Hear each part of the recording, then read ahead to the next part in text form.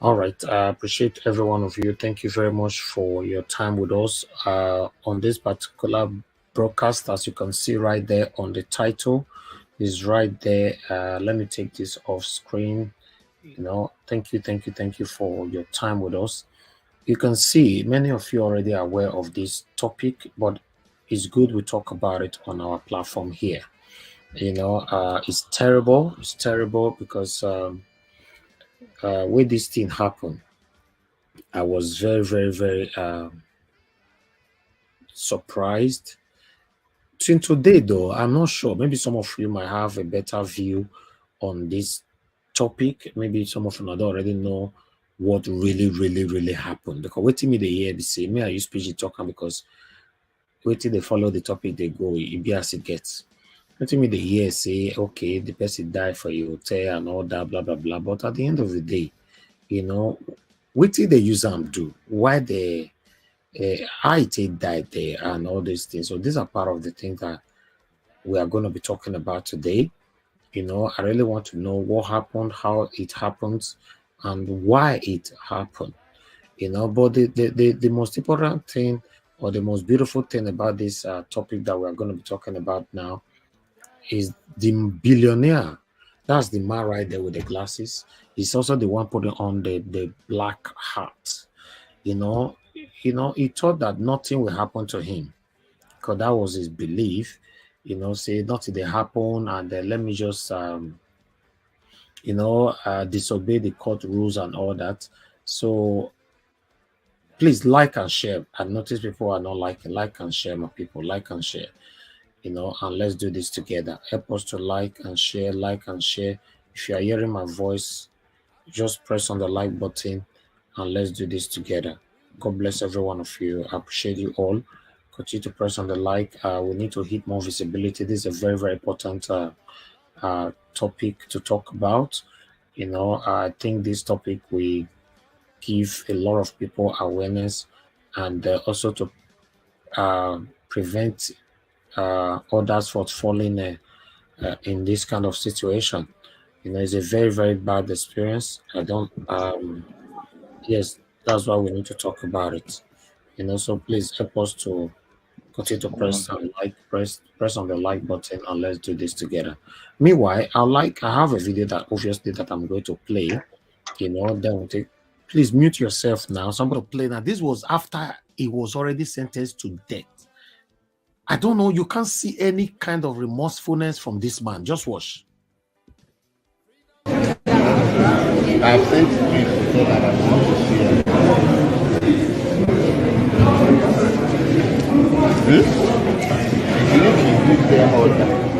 You can see. Look at the way he's sitting down with his glasses and his heart. He's already sentenced here. That sentenced to death by hanging. Look at him. But we begin to follow this. The next one will not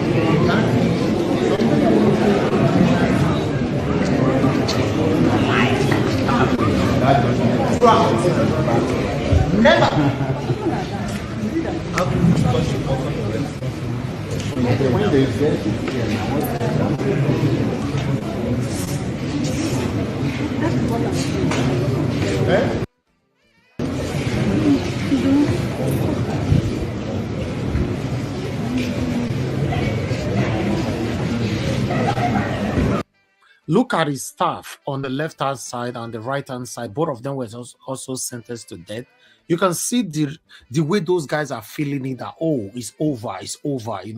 They bow down their head and all that. But this particular man, see the way he sit down, say, the warrior owner, So that's why Nigerians are currently saying that they must put eyes on this man. Are you sure? Because what Nigerians are calling for now on social media, say the day where they want kill him, make they still carry camera, make we see him, because the pride is too much. It shows say nothing they happen. I don't understand.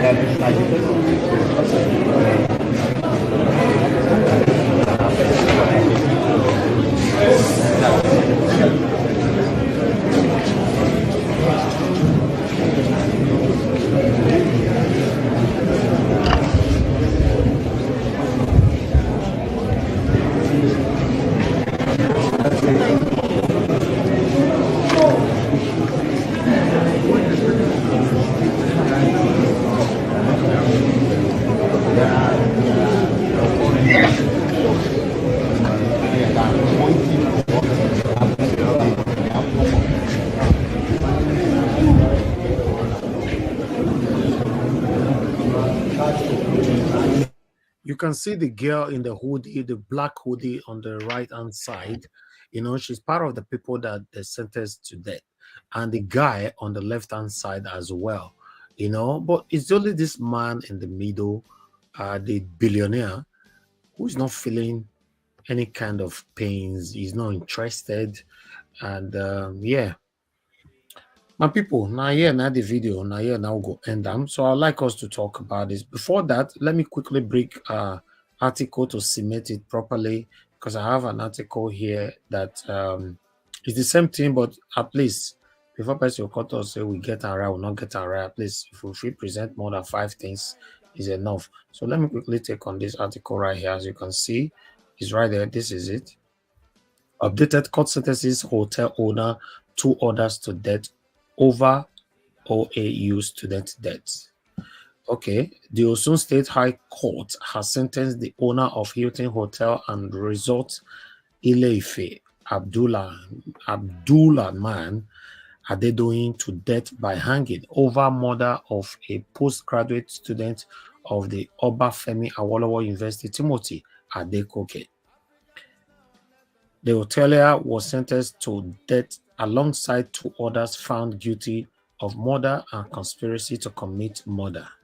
Mr. Adekoke, a business administration MBA student, traveled from Abuja to Ile-Ife to sit for his examination. He lodged in the hotel where he hoped to stay out the period of examination, but was declared missing by the police on the 7th November 2021.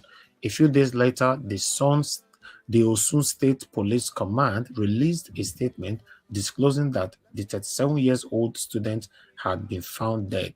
The details of the circumstances of his death were not disclosed in the statement.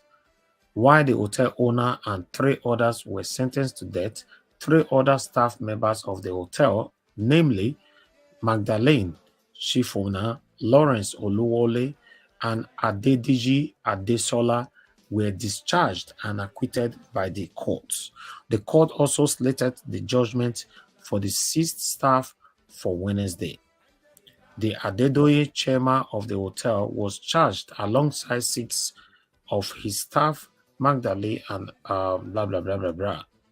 While delivering her judgment on the case, the chief judge of Osun State, Adepele Ojo, held that the circumstantial evidence available to the court pointed to the killing of Mr. Adekoke while being a guest at the hotel owned by Mr. Adedoyin.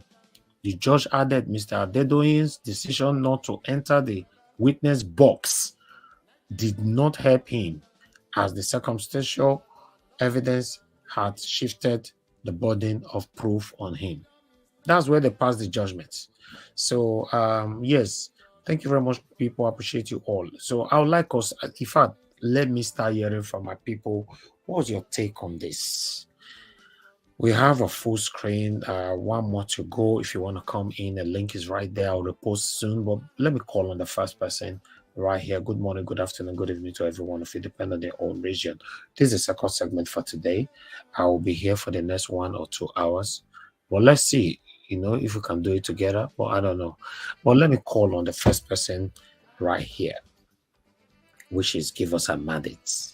Give us a mandate. Thank you very much, my brother, for staying with us all through. What's your take on this? Well, I mean, thank you very much for bringing this to the eyes of Nigerians all over the world.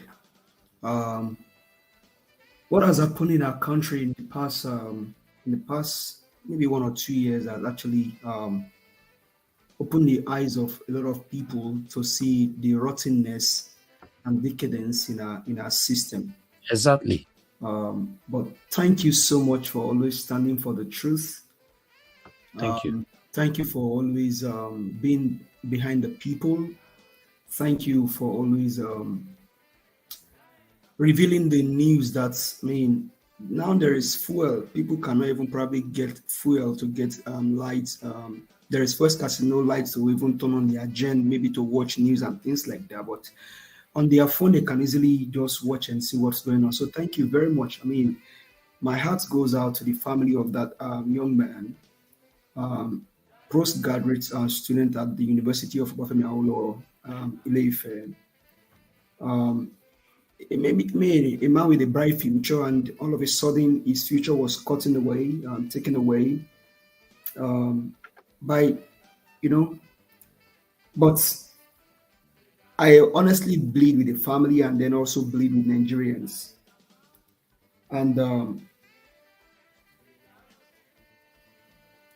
for people traveling, this is not to scare people traveling to Nigeria. I mean, I went to Nigeria about 2 or 3 years ago, I think. And I had lodged in an hotel somewhere in Abapa. And I was not just comfortable with that hotel. I had to check out and then go to another bigger hotel um, on Point Road in Apa, just to have a nice time and then before I can return back to the States. But this is the fear that people go through when you travel to Nigeria, even Nigerians, because if you look at the body language of that man, and I'm not here to judge him, I mean, I'm not, I won't judge him, I won't say anything. But if you look at his body language, and most of the people that even own this business sometimes, some of them are diabolical. We have to call a spade a spade. Even during the election, you see people going to lodge in an hotel and maybe even, like they said, they go with side chick and all of those nonsense that they do. And before you know it, the hotel people go and carry the cloth they sleep on and all of those things to go do all of those diabolical things and just to buy people for rituals and the nonsense. And so this guy will never believe that. I mean, a billionaire. But before he became a billionaire, what did he have? How did he make his money and things like that? Because everything in Nigeria is questionable. Is questionable, but he feels he's above the law, and the law actually caught up with him. Hopefully, they're going to see through the hand of this whole matter and be able to make sure that justice is served. We can't hear you anymore. We lost you there. Can you hear me now? Yeah, we lost you before. We can hear you now. Yeah, go Yeah, ahead. that justice is served, and the family of that young man, his wife, they get justice, and his children also get they also get his children also get justice. So that's what I'm praying for. But now we can also now bring this down to what has happened in the past few months in our nation. Now, when Dr. CM will come in and talk about changing people's will, people have gone to vote, and even during the election, some people were quiet, not because they want to do their lawful bit to their nation. Over 88 people were quiet in the election just because they went out to perform their civic duty. Now, who owns TBC? Who are those guys working for? Now, I think one of them saying that this person has been in the dog before and all of that. That's a nonsense. The owner of your TV station stole people's election. People even were quiet because of his own incitement in Chatham House. And so we can lighten all of these things. And now he's even saying that he's above the law. Did he show up at the court? He didn't show up at the court. Did he respect the will of the Nigerians? No.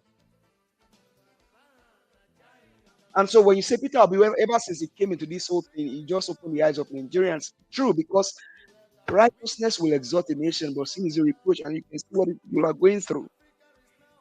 So all of these things are just intertwined. They have ripple effect on on each other. Who owns TDC? Who are those guys working for? Did their own owner, did he obey the law of the nation? Did he have 25% of Abuja? Those that were quiet in the election, did he even when he went on the podium to go make his selection speech, did he even say condolence to the people that lost their loved one in the election? He didn't say that. He believed that it is right. He can just stand there and then talk. So many things going on in our nation, people are being quiet every day. It is the one that you and I know that we can bring on her. What about the one we don't know about? For example, if they were not able to trace the footprint of that guy, that's how he would have gone.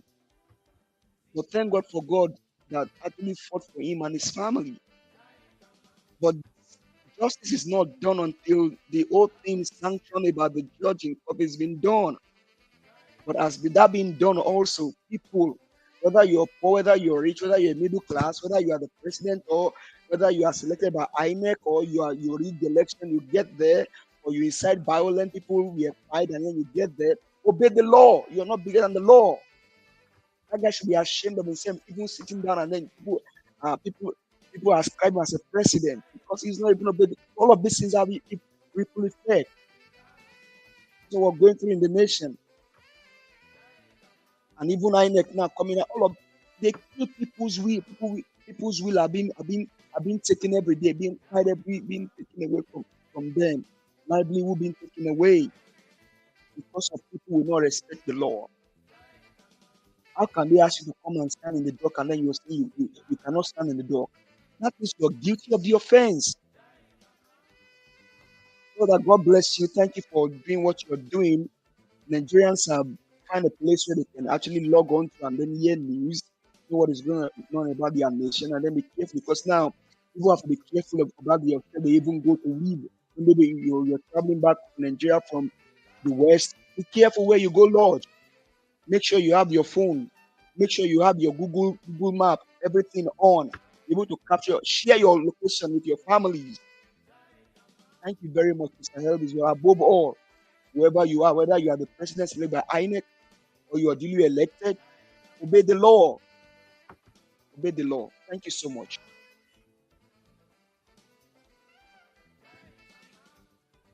Can you hear me, sir? All right. Thank you very much, my dear brother. Give us a mandate. Thank you for giving that passionate delivery. It's sad, my brother. That's why I brought it here. I want to make all of a talk put because me myself, I don't talk put for the past 3 days on my own with my homies. So bringing it here, a lot of people, although a lot of platforms are already talking about it. So, but because we are too busy on this platform, I could not create that space. But now we are here. Okay, let me hear from Omashola. Omashola, sir, what's your take on this? It's a bad story, it's a sad story, but for the judiciary, I can say that's a new Nigeria we're going to be seeing. Justice for the innocent, the poor, less privileged. The man standing after being sentenced, his arrogancy is his plan B. He's thinking maybe they will use somebody and replace him and then he will travel out or somehow. I just pray that the media will just continue monitoring this man till he's hanged. Because the rich people have a funny way of doing their things. He might be taken to the prison and then money exchange hand. They swap him for somebody else. I just pray this story will not leave it at this stage. We'll follow it up to the end and see, make sure that yes, it's being executed because with the way we are going, we need to use him as a first scapegoat so that people around in his class and their group don't know that yes, so this is a new Nigeria. You don't behave anyhow. You don't treat the poor anyhow. Because if this man had passion or had any sympathy for human life, he should be crying there and even begging for mercy. But it's as if, yes, I did it and I don't care whatever happens. That's kind of things we see around. And there are many people like that that have hotels. This is what this incidents, because God just wants us to see this one and expose this man. There are many hotel owners that do strange and funny things. So many things like that. So we have a lot of them because it's only in Nigeria people have money. You can't question how you got the money. You go around with private jets, big cars. You have policemen surrounding you. You are doing committing crime. Policeman is in your presence, seeing you committing crime. He says, "Oh, God, continue," because he's untouchable. I believe by the time Obi comes in, the untouchable will be touched that time because it's living like that in Nigeria by people that can't, people, because you are poor, you don't have any class, you can't talk, you can't say anything. The judges should make this Obi's case a how do I call it, a lesson for everybody to learn from. That you can't be in Nigeria and just behave the way you like and assume that nothing will be done to you. And I pray that things will get better if our law court can start giving judgments the way it's supposed to be. I'll leave it here for now. Thank you. All right. Thank you very much, Amashallah. God bless you. I'd like us to hear from Tunaja. Tunaja, are you there with us? Tunaja, it looks like you're not available.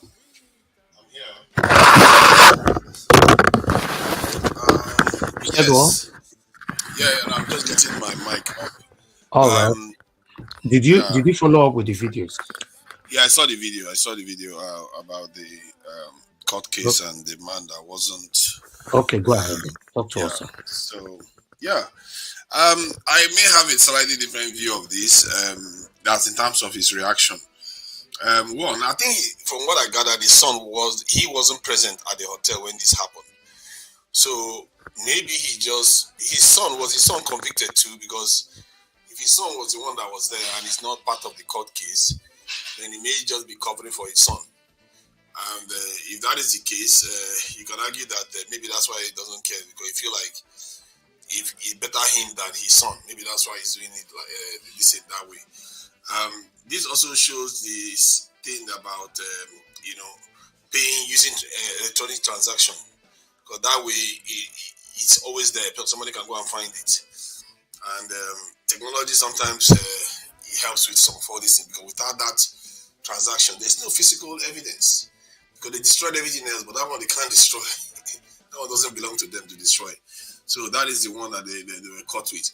And it may not be that they did anything to him. And this is the thing about going to hotels individually, this habit of going to hotel, because from what I gather, he's been there before. I don't know whether I even went to hotel until how many years ago when I started traveling to Nigeria. Because going to hotel by yourself, anything can happen. Anything can happen, and nobody will know what happened to you and what happened, how stuff happened to you. People should be careful, especially in the context of Nigeria. The way things go, you go to hospital, you don't know whether you're going to come out alive. Then you just go to a hotel by yourself regularly. If something happens, the hotel will want to cover for themselves. They will not want to cover for you. So they will want to cover their backside and they will move you away from the site. If he had paid by cash, they would not have known that he was even there at all. They will just cover it up and chucked him this in a way, because they just want to protect themselves. This is what Nigerians do, isn't it? So if this also happened overseas, in a hotel, they will just call the emergency line, and whatever happened to him, however they found him, they will take him away, like that. The hotel will have to answer for it, but they will take him away. But you can also find, I remember a case in the UK where somebody died in a pool, and that big rich man was charged, and I don't even know whether he was convicted. I think he too got off somehow. He wasn't convicted this thing for it. I think the reason why he's not scared may just be his nature. I don't think it has anything to do with anything. It may just be his nature, because some people don't fear death the way others do. And you can also, personally, I don't even see it as a negative trait. Why should you be afraid of death just because of the sake of it, or because they convict you that you die? If you actually believe that what you're doing was defending your son, and you didn't care, arrogant people are the ones that are going to be begging. Arrogant people, they fear for their life. They are cowards. Those are true cowards. So it doesn't necessarily mean, personally, if I see people that show an element of lack of fear of death, I think it's something that is not to be frowned upon, especially for a man that, from what I gather, it seems to be doing this for his son. Because he wasn't present. So I don't know why Nigerians don't look at it from that point of view. Just because he's a big man, he should just be killed. I don't know. He wasn't present on the site. I don't get that. Did he instruct? Did he have? If he wanted to do something to that young man, as a rich man, he could do it in so many different ways. So he wasn't present on the site. It's probably his son that instructed the staff to do what they did just to cover strike, or maybe he coordinated with them.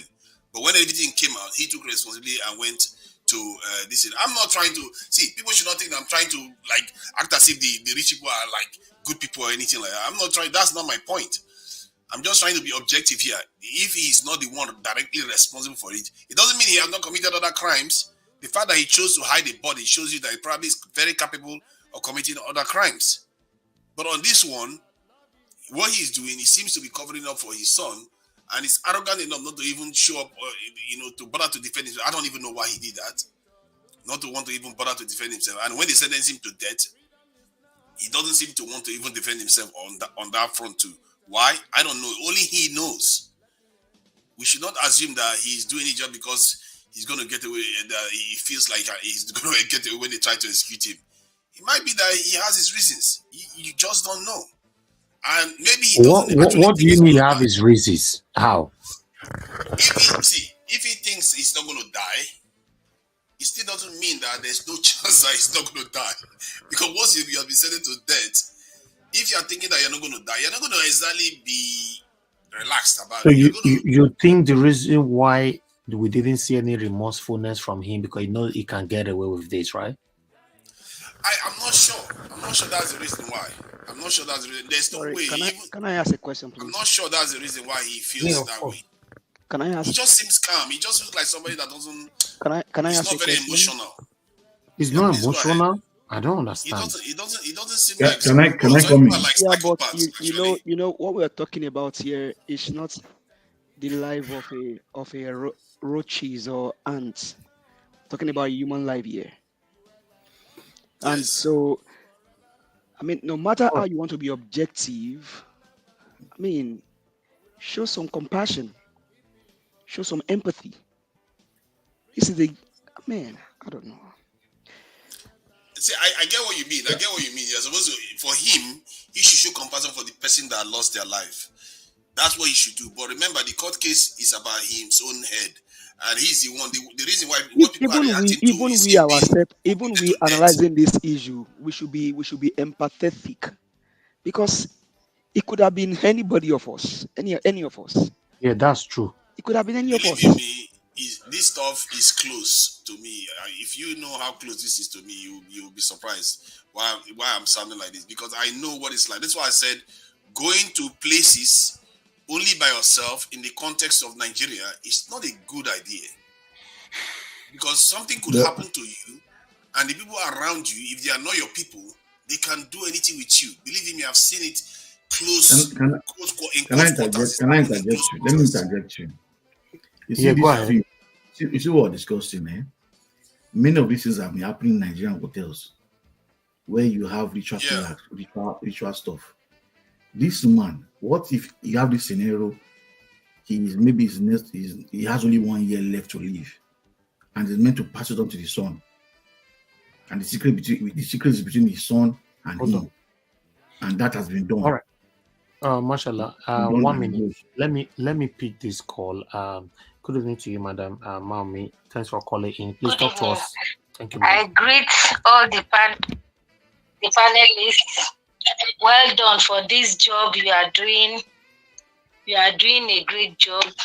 Thank you, ma'am. My prayer is that at the end of all these things, God will give us victory in the mighty name of Jesus. Amen.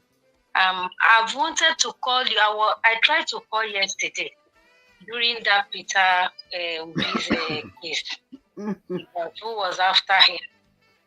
But unfortunately, I couldn't get through to you. Oh. I don't know. I don't know if I'm still allowed to talk about that or we leave it till later. Yeah, but we are in another topic now. I don't know if you are watching what we are. Yes, this topic you are on is what I want to put light on for you. Okay. Because I will say, I talked to one of the journalists, the investigative journalists, one of them that handles this case. In fact, this case brought me close to be calling him like I call you on the platform.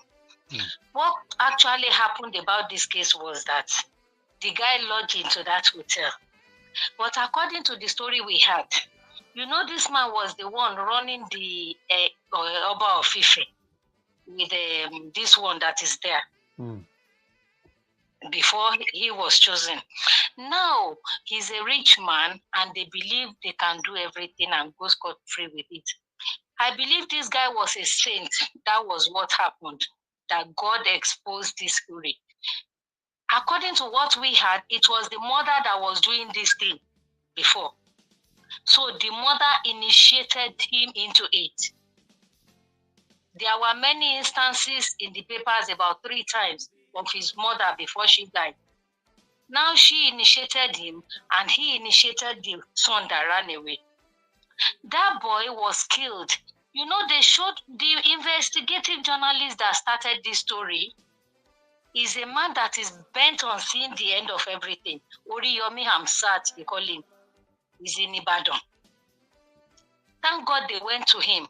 Because if you see all the sons, all the lawyers this man hired, they turned and twisted. From day one, I was always on the program in court with them. I can tell you everything. He was one of the people who killed that guy. They played the CCTV. We all saw it, but they didn't play it in court. Oriyomi Hamzat put it out. He was there, the son was there, and one other guy that was working in Oduduwa. But that one ran away with one other lady, and the 3 of them were there when they killed this guy. They didn't show them killing him, but when they were coming out, they went inside that room, and he was saying he was not in the hotel, he was there. It was the 3 of them, himself, the son, and that guy that ran away with the son, that killed this guy. And when they came out, they put his body in a carton. The CCTV took this body. Every Nigerian saw it because we followed the story. So they put the body there and went to throw it away. So saying he doesn't know about it, and mind you, this is not the first time. Yeah. According to the investigative journalists, the story they told us, this is like maybe 100 times. He's been doing it. This is not the first time. It's like a ritual thing. Yes, they use the blood. They cut him and use the blood. Wow. According to the senior brother, when they were looking for him and they went to the hotel on the 3rd day or the 2nd day, blood was all over the wall. I think when they were killing him, it splashed all over. Now they wrapped him. The cloth they wrapped him in before they put him in that carton was the hotel's cloth. This man was so sure that he would get away with it like the others he was doing. They didn't mind taking out that cloth. They found the cloth on him where they threw him in the bin. They went and threw it on the bin on one side. And the Hilux van that they use is the one in Abuja that it was his own van that the judge said they should go back and bring that Hilux van. Oh, wow. The judge insisted. So he knows about it. It was his blood they used.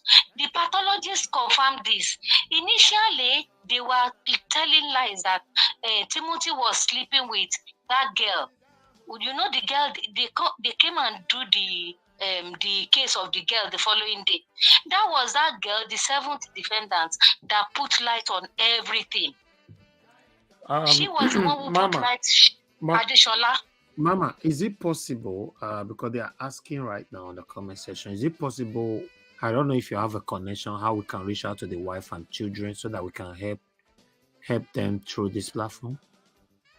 Yes, I think I wrote her number. I can even get her number through Baba Bagedemo and Oriyomi Hamzat tomorrow for you. Please, they are planning to travel out now, so they launched a program for them yesterday that which Nigerians should help them. Oh, okay, you see now. The wife wants to travel out with the children. Oh, wow. So they just said that yesterday that anybody who can help, we should all please help. So I will get the number for you tomorrow. I think I wrote it down too somewhere because I sent to the journalists for them here. Thank you. So it was part and parcel of it. You know, initially when they started this case, he threatened the brother, the senior brother, to that guy that they killed, that they are going to kill you too. You are going to die. In the presence of all of us. It was recorded. He threatened him. Then he wanted to be carried. He sent his thugs to go and carry him and kill him. Thank you, Mama. Thank you. Let us move on. We'll be looking forward to hearing from you tomorrow. Yes, I will get into it tomorrow by God's grace. Yes, we'd like to bring her here. God bless you, Mama. Thank you. Yes. Thank you, Mama. And you. Thank you. Good night. Mr. Elvis. Elvis. You see, it was as if the woman knows what I was about saying. Now she has shown light. I knew this is what happened because all these people, rich people that have hotel and all that and high places, we don't know how they get their money, so they do rituals all in the name of being the people that have hotel. Most of the rich people in Nigeria. I know. When I say hotel, most of them. Let me give an example now. I think in some years back, I designed an hotel for a client. We have finished the design. He has agreed on everything. I didn't know whether he forgot himself. He was telling me and my colleague that for him to start this project, he needs to bury seven cows. The hotel is in Wari. You understand? When he was saying it, I was like, why will you bury an animal? You understand? So they do many things to just make the hotel run and all that. So I'm not surprised if that's what he did. But these cases, the lady said that he was caught. I don't think from what the report shows in that video that was played, he said that there was no evidence of cuts, but that there could be. Well, the second autopsy said something about a possible blow to the back of the head. So, and if you look at the way the sequence of events, them trying to hide CCTV and all the other things that they try to do, doesn't seem like something that was organized. If it was organized, they would be more meticulous. The CCTV cameras wouldn't be on in the first place. They wouldn't have to take it out, and they would have been more prepared. And they wouldn't be taking cash. This in electronic payment. But they also stated that they also said they disconnected the CCTV, the wires, and everything. They disconnected the CCTV, but I think what happened is they disconnected the wire from the ceiling everywhere. That's what they said. Is that they have maybe when they were taking it out? I'm not sure when they were taking it in. They did, but I think when they were taking it out. Can I interject like a Nigerian? Okay, go ahead. Yeah, can I speak like a Nigerian here? Because we are speaking like pretty cool here. See, it's only one person that is speaking like a Nigerian. That brother that just said something here is the one and that mama that called. All of us are speaking like a British. Me, I know they shout. And they talk about now. You see what is happening now? This is what has been going on for several years. Mm-hmm. This is the way they are doing. It was just that they were not just lucky this time around. God just exposed them. Not that they put all this on, they put that. It was just the set time that this would be exposed. Look at what that mama just said. He said it's more than 100 times.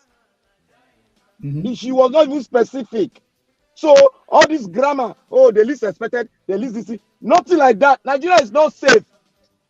If you want to lodge in Nigeria now, the best place to lodge is all this like Sheraton Hotel, these big ones. But if you go to these local ones and you don't tell your people you are here, then you get yourself to be blamed. Now, the question now come, why is it that when they want to set a standard, they don't put security in mind when they are building hotels? And the laws, even said the laws guiding it, it's just an old ancient of days laws that Nigeria does want to change. Okay, now for instance, why is it that Nigerian government cannot say, put it to law, every public place must have CCTV and nobody can put it off and police, other officers have access to them? Why? Why? This is what we are saying, that the country has been hijacked by all these Frato people. All these are big men politicians. None of them know they for Frato. And this man in question now, this man, when he get to appeal court, they will commit it to life in jail. And when they commit it, they will replace the man with another person. The reason why that man is confident is because the man there for Frato. And he knows, say, nothing go happen because... Are you saying the man will get away with it? They will commute that thing to life jail. Another person go replace him, Mr. Nagawa. I don't tell you what I don't see before. They go replace Sam. Then they drive for police station for first quarter for Lagos State. Then they do it every time. I think part of it is that the Nigeria, from what I gather, they have more than 3,000 people that have been convicted to death that have not been executed in Nigeria. So Nigeria doesn't even carry out. 10 years old. For more than 10 years old. They don't as it is right now, the governor of that state has to sign it. He cannot do it. Nigerians don't execute their prisoners. I don't understand. The judge will pass judgment and the authorities will carry it out.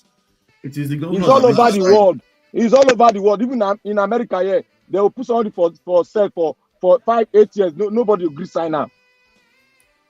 I don't know, because if you want the society to work, Singapore today they are carrying out their own execution. They don't play around. Chinese, North Korea, in Saudi Arabia, you have to, because we are not like Western countries, and you have to set the example in a society that is so stressed. Mr. Tunaja, let people get away with it. Your country, you see so. They do blind thing. Then go put hand to sign a bill in the world, whether they call it United Nations. Then they will come again, they will talk another thing. Let me tell you, for instance, now, do you know that all this live killing, all this commute to whatever, to buy, do you know that they are trying to take that away from Nigerian law? Yeah, they're trying to. They are trying, and they are putting pressure on their neck now. They don't want to do it. That is why I'm telling you that the governor. Blampata, for now, I'll be on the backstage. I'll leave the platform for you guys. But please know that we have people we never talk. We have Felix, we have Chris and AJ. Maybe I talk my own now. Okay. No. Tonaja never finished. Okay. Is that Black Panther? Who is that talking actually? I don't know who I'm Black Panther now. I don't tell you I want to talk like Nigeria. All this one they talk grammar for this our place. I never see them before. Sure. Yeah. Okay. All right. I'll leave the platform for you guys. Thank you. Go ahead. Okay, so yeah, I think partly see, for me anyway, whenever I see a man actually showing some sense of lack of fear, maybe because of my bias of seeing so many of our men in the context of Nigeria acting cowardly towards foreigners. When I see a few that show some sense of bravery, I tend to gravitate, feel a little bit sympathetic towards them for some reason. I'm not sympathetic. I feel like, oh yeah, at least he's owning up to his responsibilities. If he has to die, he has to die. You see what I mean? Sometimes what we lack is a culture of accountability. If they convict you to death and you did something wrong, you should take it. You committed a crime. That is what society dishes out. If you kill somebody, sorry, I use that language. If you are responsible for somebody's passing, you should be ready to take the punishment. Don't act cowardly and start crying. Like, oh yeah, forgive me please because I didn't know. You knew what you were doing when you were hiding all those. You could have called the police. Face the consequences because so that person that has lost their life now, the potential children that person could have had, you deny that generation. There are consequences to actions. If you take somebody's life, you should be ready to face the consequences. Tunaja, So can from that I add point of one view, point? Tunaja, can I interject and add point to you to that your fact that you're saying now? Tunaja, do you know that in Nigerian law, though they said if anything happen to anybody in your premises, you try to save the person, you call the police, you will not be part and parcel of the case. You know in Nigeria, if somebody buy in your place and you are there, the police will carry you to court that you are aiding and abetting access to that buying. imagine That is that. why Yeah. people don't like calling the police, even if you are being choked. Interesting. That's why people don't like calling police. Even if somebody they choke you here, the person when they look you go just run. Because if the police come, they will gather all of you that you are part and parcel of the case. They will tell the judge because they are very lazy in investigating. They will tell the judge that you are a witness. They will not tell the judge you are aid. You were there when it was happened. Why did you call police? And if you call police, police will put you together with the crime. That is the reason why you see many Nigerians, if they are doing something evil, they will never call the police because if they call the police, they will rub them into the case. Because if the police does not see that suspect, they will not take you as an alibi to that suspect. That is why Nigerian mentality is like this. So if you are talking under Nigerian case, you must come down to their mentality and know the reason why it is like this in Nigeria. We, You are we, very we right. just need to reshuffle everything total. Thank you. Yeah, if that is the case, then that I can see All right, why let's some other people person would speak, I dodge. beg. Yeah, it's true. It's true. Who is Oga next? Felix, are you there? Oh, Felix, Mr. Pauls. Hello. Okay, I'm not sure Felix is still available. Let's see if Oga Chris. Oga Chris, are you there with us? Yes, I'm here. Good evening, everybody. Can you guys hear me? Yes, sir. Good Loud. evening to you. Thanks for joining us. Good evening, Ninja Wash. God will bless you for this work that you are doing. This Thank you, your sir. heart of humanity. It's only God that can actually repay you.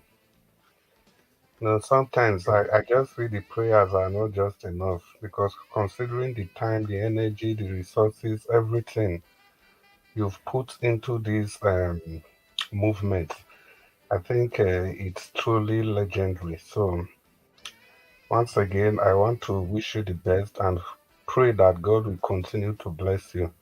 Well, having said that, I want to greet everybody in the panel. Um, Thank you all for your wonderful submission in the first part and also in these parts. So far, so good. But I think in this case, I'm just looking at this case from two different angles. I think the first one is that I will partially agree with Two Ninja. Yeah, because eventually, before you can actually convict a man for murder, you have to be very, very sure that the man, there should be an evidence linking the man to the murder. Well, having said that, that's just by the wayside. I just think that this whole thing is just a charade. There's a reason why that man is just behaving like that. I think it was Blank Panther also that was saying that it's all about frat. These old people, they know, they can see, they meet themselves in a different place again that we all are not aware of. I think that could just be one of the reasons why the man is relaxed. It's not really because he's not afraid of death, like Tunaja was alluding. Because the man already knows that he is a billionaire, he's above the law, he knows how to go about this. Because this is just the first part of the case. He's going to go to appeal, and the man will appeal it. It can take it farther, farther, and farther. We've seen a lot of people that have been sentenced to life imprisonment before. While they are sentenced to life imprisonment, just like Black Panthers. The another person will stay for them. Because same people, they sentence them to life imprisonment and their wife will be giving birth at home. So how is that possible? How are they able to do that? You see, the whole system is just so bastardized that it's really, really hard to trust on the system. But that's why there's no way we can discuss all this without bringing in politics. That's why people like us, we are very excited about the prospects of having our own Peter Obi becoming the president of the country. Because this man has vowed to do everything differently from the way everybody, every past leaders have been doing it. I think that's why they are actually against him in every ramification because he's the only person that is willing to take Nigeria away from the people, from this just few set of people and give Nigeria back to real Nigerians. So I think that's why the system, the establishment, all of them, that's why they are against him. Like I keep saying, it's just the political class, it's just the few of them that you see. All these business people up and down, the Dangotes and the rest. I don't trust any of them. They are all part of the system. They all know what they are doing. So let me just leave that aside. So still talking about this case now. You see, it's very funny in Nigeria the way our justice system works. There's the deputy speaker. We all know what he did during the last election. 15 people that he sent to their early demise. And all the judge said was that they didn't even allow the case to go to trial. And that man is still working a free man. So that's unfortunately that's just how the system works. This man is a billionaire. Eventually he's going to wiggle his way out. Even if he doesn't wiggle his way out, the case is just going to continue and continue and continue and continue like that. And I was even taken aback on the analysis of the people in TVC. I actually stopped watching TVC soon after Peter Obi was became the candidate of Labour Party. Because I used to watch journalist Hangard. That man there, what was his name, Babajide? He used to give fantastic analysis. But when Tinubu came into the scene, the man, if you listen to his analysis, it was so annoying that if you don't leave your screen, you may just destroy your television from the kind of things they were saying. Is it not the same Babajide that was swearing on television that Tinubu won the election? He said he swore by God that Tinubu won that election that all of us saw. So I don't know what gave them the moral impetus to sit down and now start saying the man was behaving bossy. Has Tinubu not done worse than that? Have they called him out? Has has he respected any of our laws? He refuses to go to court. Even all through his campaign, he refused to talk to anybody. He refused to attend any of the interviews. He refused everything. And all those people, they kept quiet. They didn't say anything. So what's the moral justification for them to now start quarreling and talking about and somebody and somebody's personal private business? Yes, they are journalists. I'm not saying they shouldn't say, but I kept saying, where's the moral justification? No, he who comes to equity must come with a very clean hand. So I don't see any reason why those guys in TVC they feel they have the right to be judging others when their own head is rotting. Their own head is completely rotten. Can I Because interject it, sir? I'm sure if if they Can I saw, interject, sir? yes, please, I please, mean, thank you so much for your analysis. Just go ahead, sir. Thank you so much. yeah. So if the law should work the way it's supposed to work, I don't even think we will be talking about it. No, it's because the law doesn't work. That's why after February 27, we all still come here every day to come and be talking and talking and talking over an issue that was supposed to have been dispatched with. That's why it grieves my heart when people celebrate this so-called Dangote refinery.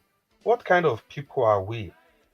Dangote refinery, $19 billion. Out of this $19 billion, the federal government of Nigeria gave $7 billion. So what are we saying? $7 billion of our money, of the money of common Nigerians. We've invested it in one person's corporation Who cannot become a Dangote if you have the same right as given to Dangote? You alone will import cement, you alone will import rice, you alone will import this, you alone will import that, salt, sugar, everything. Any madman in the street, if given the same right, can almost become as rich as Dangote. So I don't count him as any person that's successful in any way you look at it. And if we don't know NNPC Corporation, you know, a lot of people have invested in that corporation. So that's the next cash cow that they are going to use to be siphoning our money. That's the next cash cow. And now we are talking about removal of fuel subsidy and everything. We are just calling Tinubu, Tinubu, Tinubu. But we forgot that Buhari is behind all this. You know, this is one thing that Buhari has been able to do. He just made himself almost invisible in all this crime that is going on. I'm surprised people are talking about Emefiele up and down. Can Emefiele do half of all those things he did if Buhari didn't allow him to do it? Even this election, every day we are singing with the INEC chairman. You know, in all this, we just tend to forget Buhari. But in my own view, Buhari is the devil in the detail in all this that has happened in this country. He is responsible for all of this, all these pains and suffering we are all going through. Is completely responsible. Is it not clear that the fuel subsidy, they were playing with this, he and Kiari, the MD of NNPC, they were just playing with this, dragging their foot, waiting for Dangote's refinery to come into the picture before they can take appropriate action. And again, the man lacks ability to take responsibility. He doesn't want all these things to appear that it was during his administration that all these things happened. That's why he has been shifting and dancing and shifting the goalposts up and down. So, having said all that, the whole country itself is a crime scene. It's a complete lawless place. And that is why everything we do, we must fight hard, very, very hard, to ensure we must never give hope, to ensure that Peter will be ascent to power because he is the only leader that has demonstrated a capacity to do things differently from what the others have been doing. And that's actually why they are against him. It's just one of the reasons they are against him. I know the tribal language is there, but no need to even bring that in since we are talking about lawful acts now. So it's just a shame if you even in that Ibadan or your state where where this incident happened, you'll be surprised that around that community there, even in that street, there are so many things that are worse than this that have happened that never made it to the news. It's happening across all the country. Everybody is a lord to himself, everybody is a god to himself. People just wake up and do whatever they are doing. Look at the number of people that died during the election. How is it different from the case of this guy? This is without prejudice to. I'm not trying to say that the death of this guy is not important. No, that's not what I'm saying. It's a very painful death, but I'm just trying to paint a picture that it's only when it's just when they feel like doing something or when they are under pressure to do something, that's when they act. Imagine how can you tell me with all the evidences we are presenting to court, how can a body you signed a copy, a certified true copy, and that same copy comes to the court, you are denying that copy? Is that not even an indictable offense on its own? Even all that Jega, what was his name, Mahmood has done, all that he has done is even enough to even if, without any judgment, it's even enough to send to take him out of INEC and send him to jail or wherever they want to send him to. But of course, the system, they will have a way of always protecting their own. So this man that was just sitting and feeling uncomfortable, I beg to disagree with Tuna on that probably the man is not afraid of death. No, he has something. He has something that he's banking on. He knows the way the system works. This man is a billionaire. He knows the way the system works and is going to wriggle his way out of all this cage that they are placing him. How can somebody goes to court and nobody, apart from even sentencing him to death, if somebody refuses to enter the dock, the judge or whoever, they should have a right to charge that person for something. for disobeying the order of the court. They should have done something about that itself before even proceeding to sentencing him to death will be an additional punishment. Because death sentence is like we all agreed in Nigeria. How many governor is bold enough to commit somebody to suffer that kind of sentence? They will never do it. They will never do it. Like Tunai said, whether there are over 3,000 or 13,000 cases that nobody they don't just want to sign. No, everybody is afraid to sign. They will not do it. So this man, his confidence, the confidence he was exuding, it's not because he's not scared of death. It's because he understands the way the system works. So that's why we all should keep striving. Because it's good we keep striving to ensure that the government they don't ban social media. Because if not for social media, I'm very sure the evidence would have been swept under the carpet. Just imagine if not social media, if not like a channel like Nigeria Watch. So are we going to see here balanced information? Is it what they are saying NTA or TVC or the other mainstream media? When somebody goes to their television station, they can't even interview the person, or it's either they are going to Atiku's house to interview him, or they cannot even see Tinubu to interview at all. The whole system is just messed up.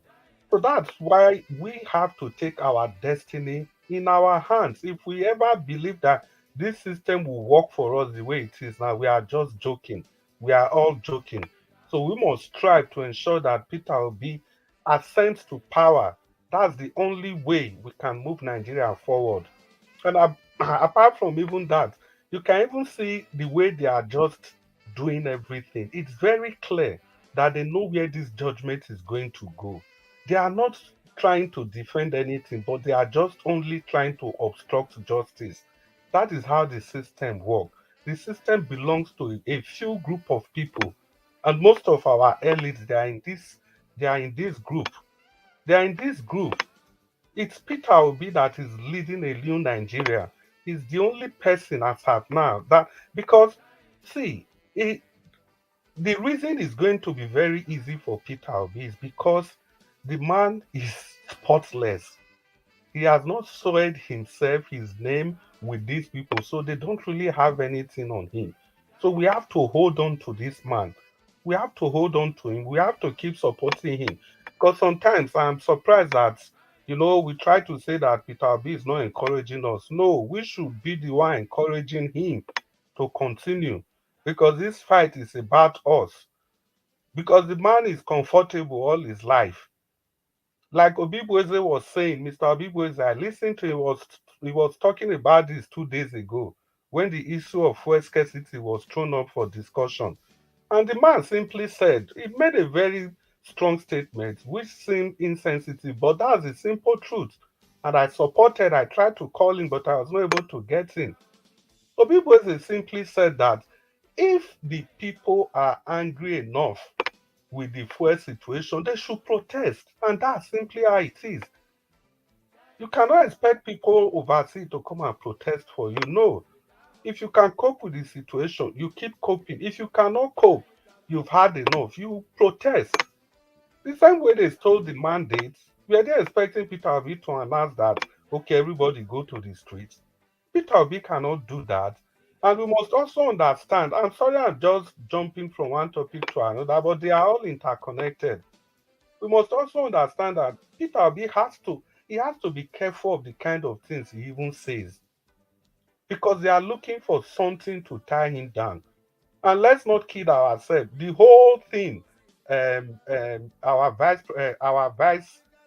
elected vice president said, Ahmed Dati, Baba Dati Ahmed. If it was Peter Obi that said half of those things, I'm very sure they would have come for him. I'm very, very sure that they would have come for Peter Obi.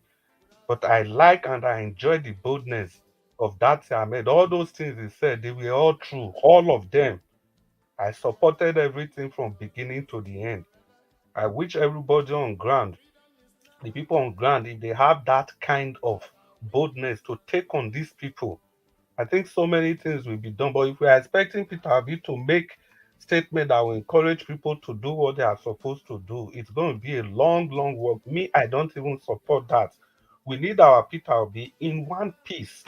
We need him in one piece because he's just the focal point, and these establishments, they know. For somebody to come out, he came out on his own and he said, if you find anything against me, I will stop campaigning. Just like Elvis, Mr. Nanjawatch has been saying, that if you have anything against me, say it. It's the same thing Peter Obi said. If you have anything against me, I'll stop campaigning. So it will only take somebody like that to actually change the system. Now, taking it back home to this same topic, it's all about a systemic thing. Not until we have a new Nigeria where everybody will be equal before the law, where somebody like Tinubu can be subpoenaed to bring his birth certificate, to tell us the school he attended, to tell us who were his classmates. Not until we have a system like that, we are just going to be seeing pockets of justice and a sea of injustice around the country. So the only guarantee we have to achieve this now is through Peter Obi, through the mandate of Peter Obi. And we must never allow this mandate to go, irrespective of their initial, whatever they are doing. Because the evidences, my brothers and sisters, are just so overwhelming. It's overwhelming to the judges, it's overwhelming to INEC, it's overwhelming to PDP, it's overwhelming to everybody that don't mean well for Nigeria. So eventually, if we keep pushing and pushing and pushing and keeping the ball rolling, I'm very sure, 100% sure that we'll get there. I think somebody was trying to tell Mr. Najawash when Najawash said 95% assurance. Somebody said it's more than 95, it's 99%. Yes, I agree clearly. You still have to keep that 5%, like Mr. Elvis always says, because these people are satanic. You have to keep that 5% somewhere because these people are satanic. They can always come up with something that nobody knows. But in this one, no matter what they are going to come up with, the case is done and dusted. We are going to win this case, no matter how they do it, because I still have the thing I'm even standing on is that the whole internet forever thing, the backup was done by Amazon Web Service. They cannot go and corrupt those people. Their name is just too big to be corrupted for an election in Nigeria. So having said all that, we have to be focused if we want to get a Nigeria that will work for everybody equally, irrespective of being a billionaire or being somebody that is in abject poverty.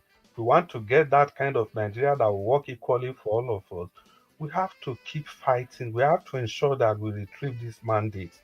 So thank you very much for giving me the opportunity to talk, Mr. Ninja Watch. God will continue to bless everybody in the panel. I'd like to yield here. Thank you so much. Thank you very much, Mr. Chris. God bless you, sir. I really appreciate you as well. Thank you. Oga AJ, are you there with us? Yes, I'm here. Thank you very much, sir. We'd like to hear from you on this discussion. Yeah, thank you. Thank you very much. Thanks very much, Mr. Elvis, and to all the panelists. On the subject, on the video, the last video that you showed, this Oshun case. You see, I want to give credit to the social media.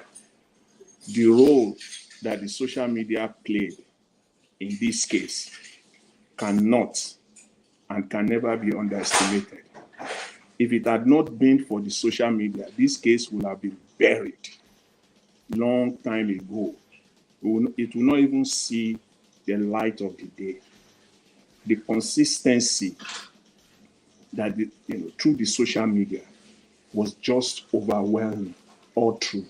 And that was what kept the system in check. Just if you juxtapose it with what is happening now in the presidential petition, it is the same thing.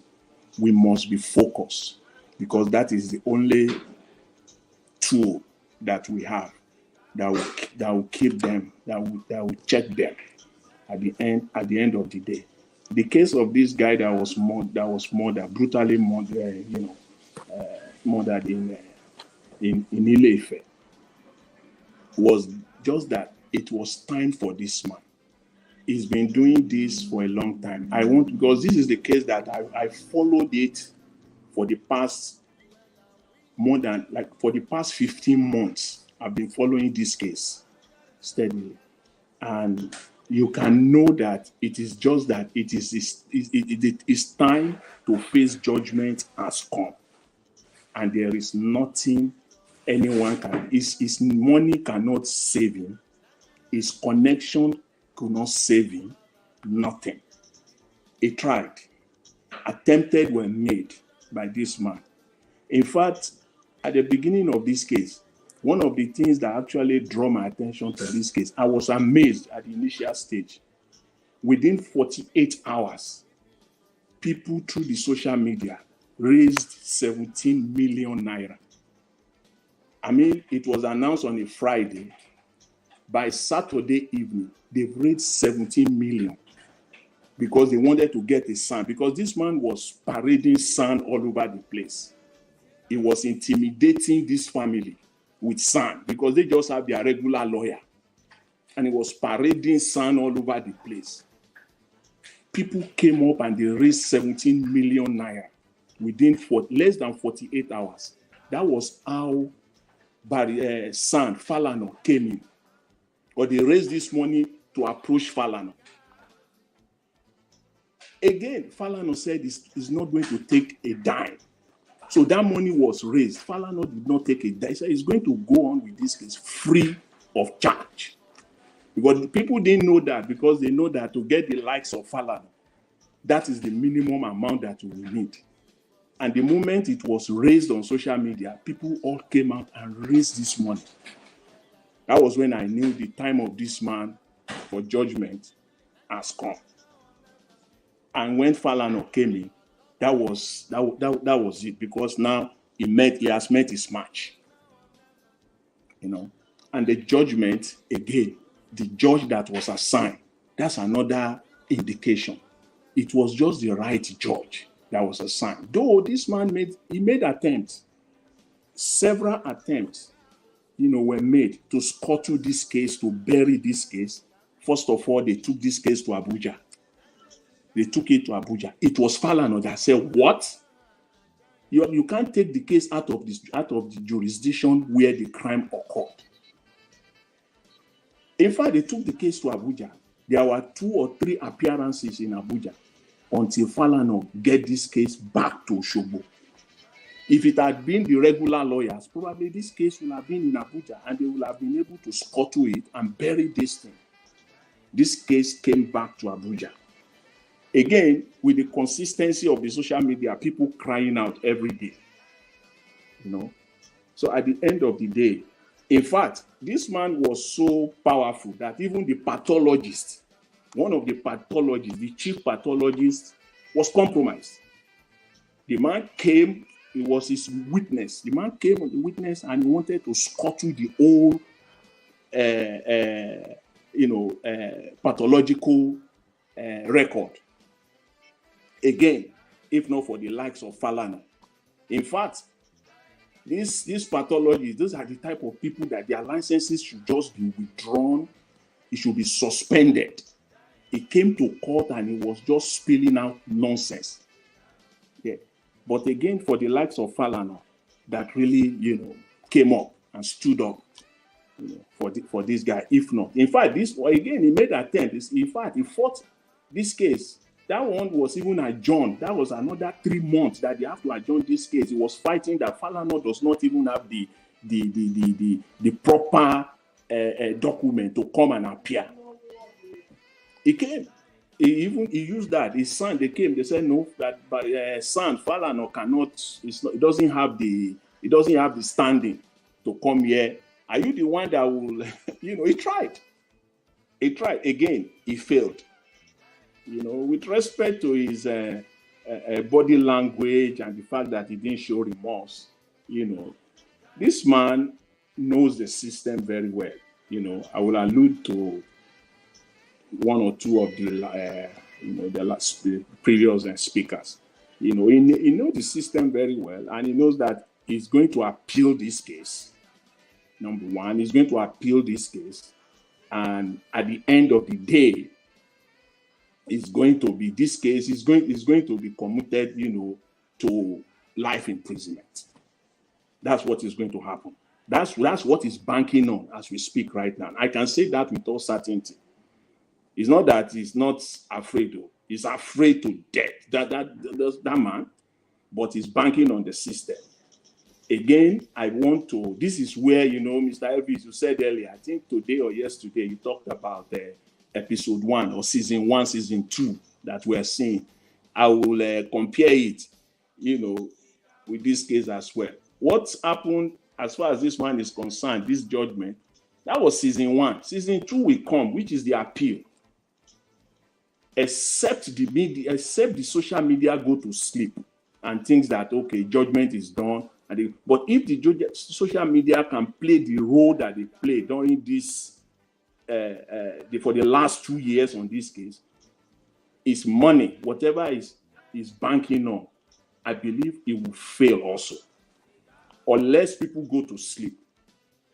And people just think that, okay, judgment has been served, this man has been, sentenced, whatever, and then people just kind of, bring it and everybody go to sleep.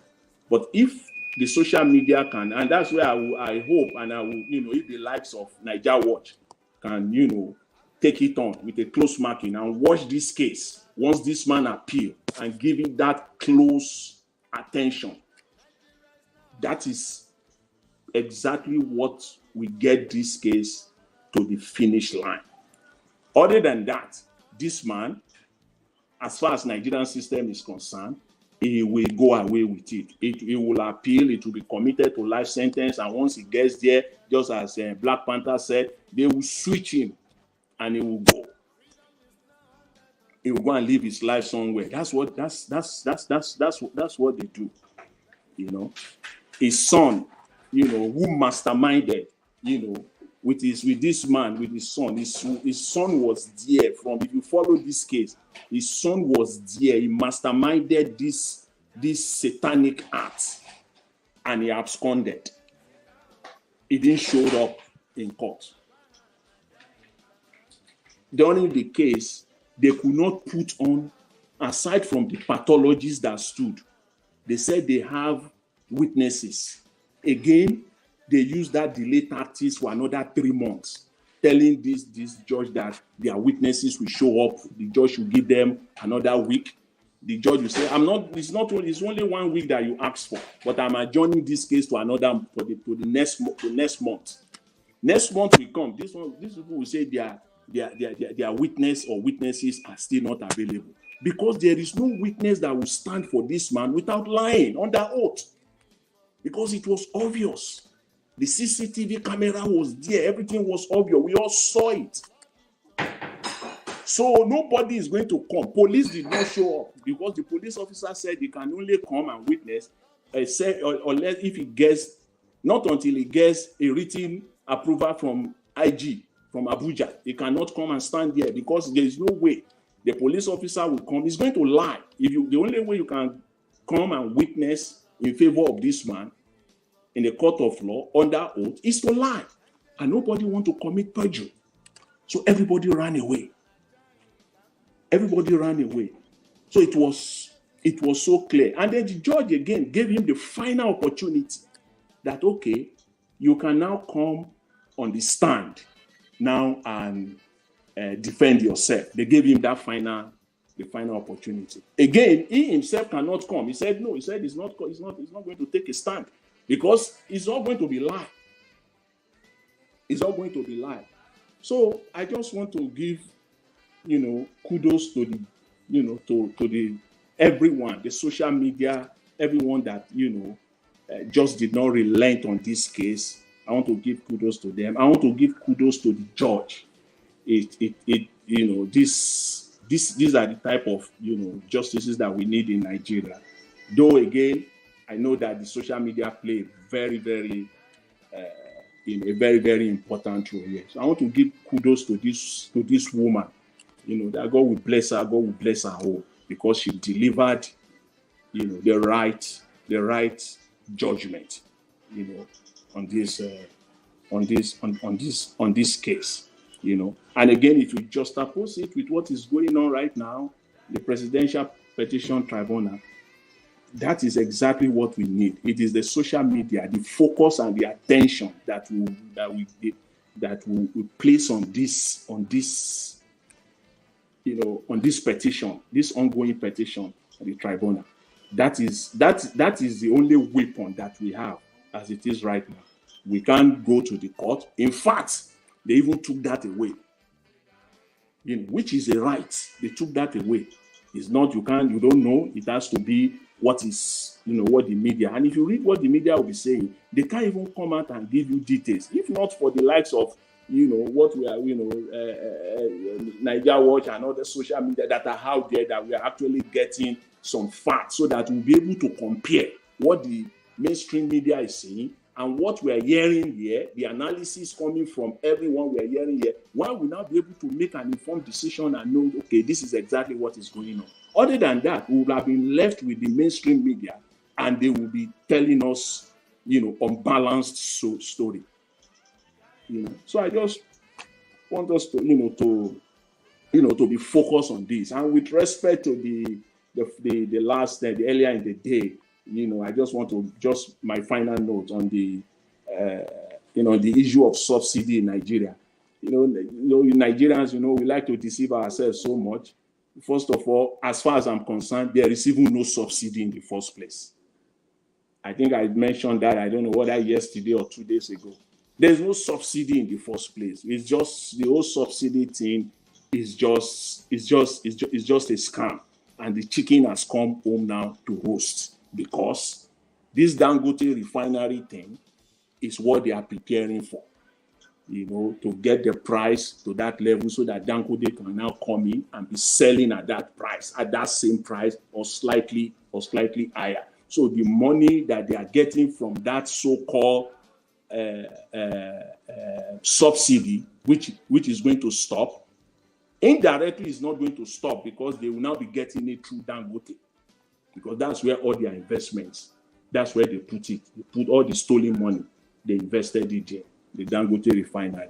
So my brother, God will bless you. God will bless you for that analysis. They're not going to lose anything. The so-called money they are going to lose, it's all perfected. It's a plan, and this is the time. So they are going. The free money they are getting through the subsidy is going to stop, but technically it's not going to stop, because Dangote will come in for them, and they will be making their money through Dangote. This is just the plan. There's nothing. Look, somebody takes a crude oil from Nigeria.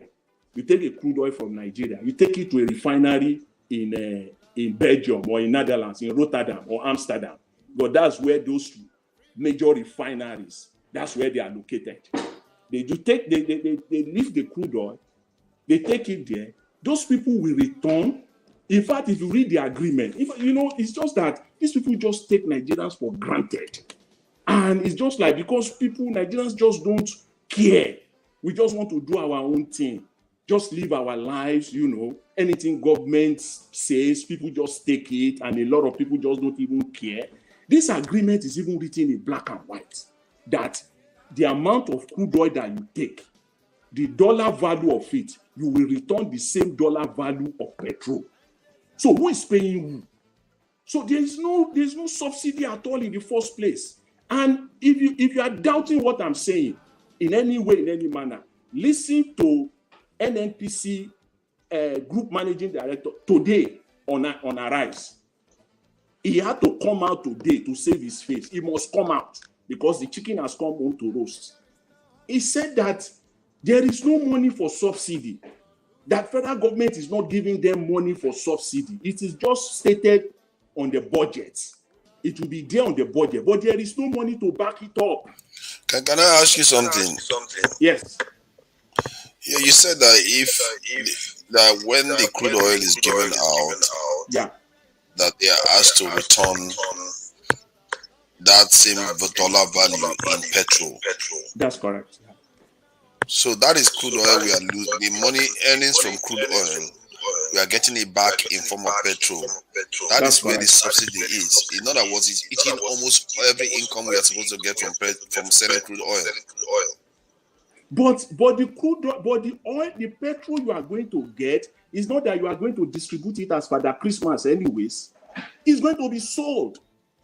So yeah, Yeah, it's going to be sold, but at a very, very highly reduced rate. That's the no, problem. no.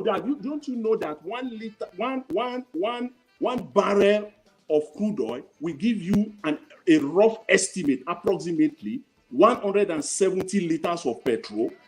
Are you kidding me? Who is losing? No. You're going to get 170 liters of petrol from only 1 barrel of crude oil, depending on the Yeah, refinery. but the barrel is not 1 liter though. So you have to No. understand. I said if you How get many liters are in 1 barrel? Okay. Now look at it this way. $80, right? $80 is one. Let's just take $80. They are not even giving it out at $80, so, but let's take $80. 1 barrel of crude oil is $80, and then you now turn that 1 barrel to 170 liters Of petrol. And 170 liters of petrol is how much? 170 liters of petrol. So how much is that? So what at the end of the day, there is no subsidy. Even if there is any subsidy at all, it is not what they are claiming. And 2, let any marketer, any market, those marketers, let them come out and say, this is that Nigeria has paid them this money, this amount of money for subsidy. Let them come out and say it. There is no subsidy. Don't even try to be among. The first thing you will do, go and read. It's all online.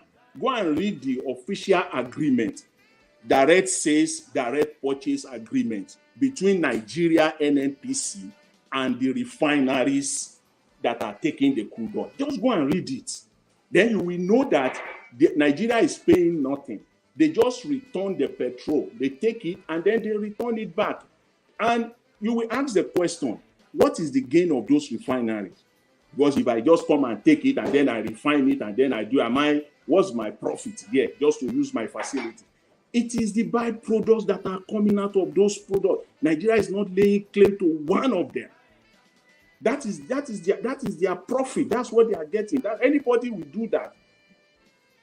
Right? This is a byproduct. So they take the crude, they return the petrol, but Nigeria is telling us as if, and marketers will be telling us as if they took, naira, they convert it to dollar, then they have to go and bring the petrol.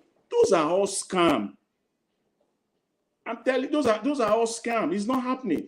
Now, as I said again, is the game. I think from what you said, the barrel to liter is equivalent. It's almost the same, 170 liters of petrol. Yeah. So what is 170? No, just do 170 liter of petrol. Just do it by 170 liter.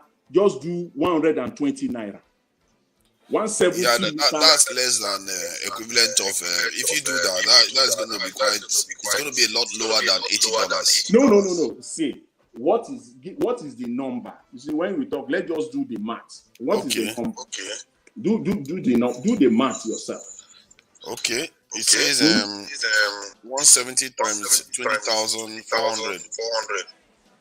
No, 170 naira. See, and $80 is around $36,000. But that is 8,000 naira. I mean. See, that is if you do I'm telling you that if that's 120 naira, I'm just giving you to do it at 120, 170 liters of petrol by 120. That will give you about 20,000. That will give you about 20,000 naira. Right? Yes, and if you look in reality, if you look at it, the amount in dollars that Google is using to convert is the official amount. If you use the real amount of dollars that we normally use, it's going to even be higher than that. don't you use their official rates. You don't use the black market rate. If you use the official rate. Okay, then it's the official rate. It's showing almost double the amount. If we use 120, but I don't think it's 120 they sell petrol in Nigeria. But let's say we use 120, it's almost double the amount that they sell. So you can see where the subsidy is coming from. That's still not subsidy.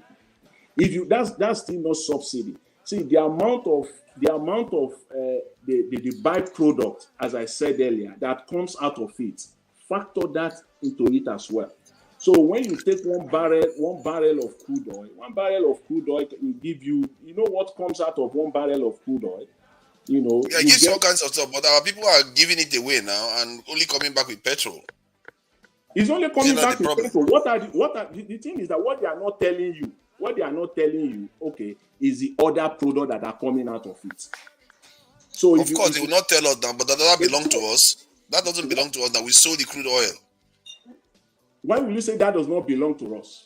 That because is part we went of okay, are you saying that they are just going overseas to refine the crude oil and bring it back? Because we are selling the crude oil to them. That's my impression. We are not selling. Go and read the agreement. In fact, so the agreement is to just go and refine it and bring it back. That's what the agreement says. Direct says direct purchase. Google direct says direct purchase agreement now. It will take you 10 seconds. Okay. Direct says direct purchase NMPC agreement. Just read. You don't even need, because they can try to kind of, litter people with bulky document, 300 pages, 500 pages. Don't even go far. Just read the first 4-5 paragraphs of that agreement. It's clear. Because they only come, it's very clear. They take the crude oil and they return it back to Nigeria. So where is subsidy here?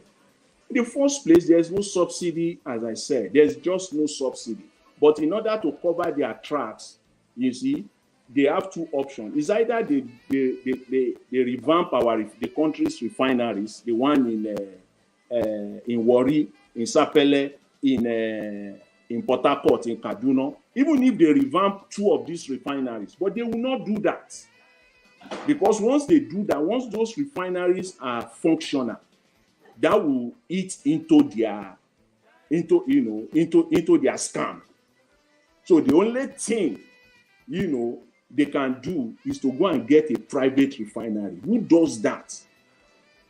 You go and you have 4 refineries, and then you put all your efforts. So are you telling me that the Nigerian government, the federal government of Nigeria, for years, if not for a decade or more now, cannot bring even one single refinery up to date, but they can go and invest $9 billion, not $7, $9 billion to Dangote.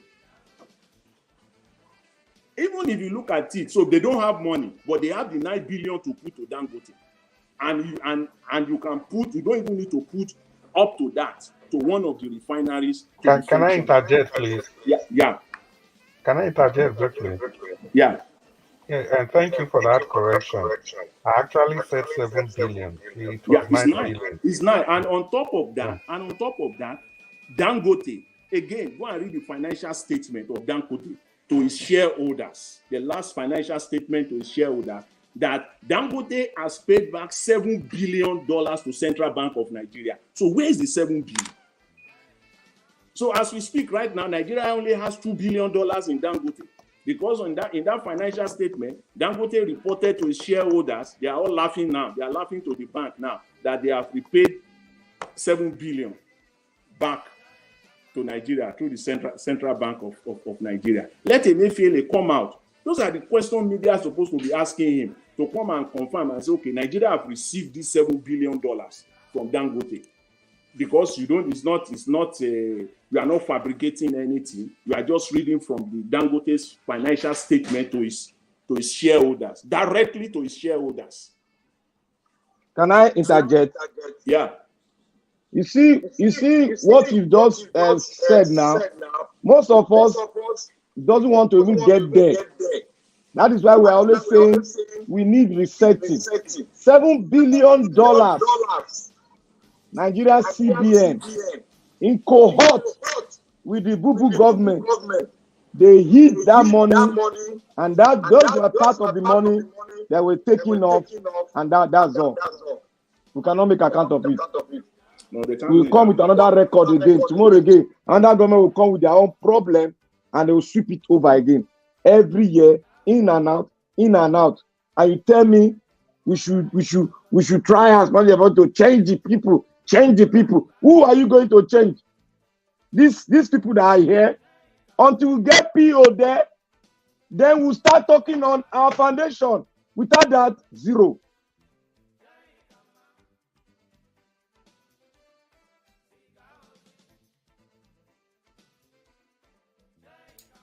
Who is talking? AJ, you're muted. Okay, I was just looking into the terms regarding the direct sale.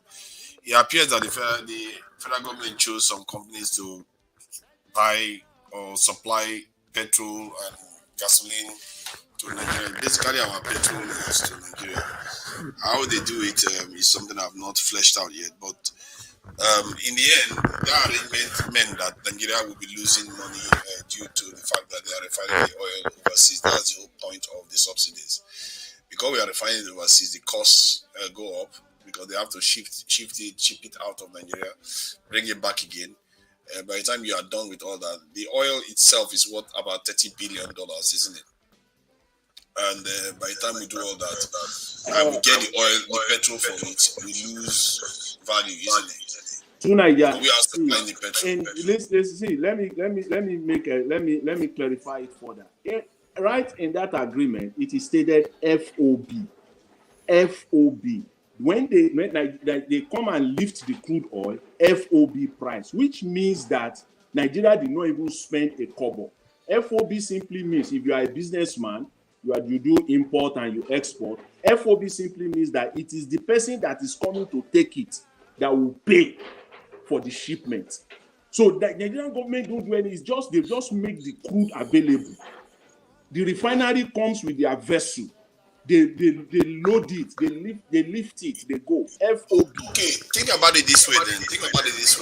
Yeah. Because I'm trying to find out where the money is coming from. So if those people take it away, yeah, and they cover all the costs, Nigeria doesn't get a penny back. They get oil, petrol, gasoline, and all the gas back. When they get that back, the Nigerian government sells it to the Nigerian people and make some money from there, which is the equivalent of the money we make from the crude oil annually. So, but by the time we do that, we've lost about $10 billion because we are not selling like for like. We are not selling at the cost price that those people gave the listen to us in the Nigerian people. So maybe that's where the subsidy is coming from. There is You see, you really don't get it, but we'll leave that for another day. But I can tell you that there is nothing like there's nothing like subsidy. See, the whole subsidy for me, looking at it from here, I can tell that the petrol that they are going to be bringing back from overseas is more expensive. And you see what I mean? They are going to be bringing more expensive. It has an overseas price. Again, I will indulge you again. Just read that agreement. Now, what we need now is now to read the agreement in its entirety, completely, because on that in that agreement, when they take the crude out of Nigeria gave them the standard. It's not that they just take it and return any crude. No, it is NNPC specification of PMS. So the refineries, they even have to bid for it. You think the refineries are stupid?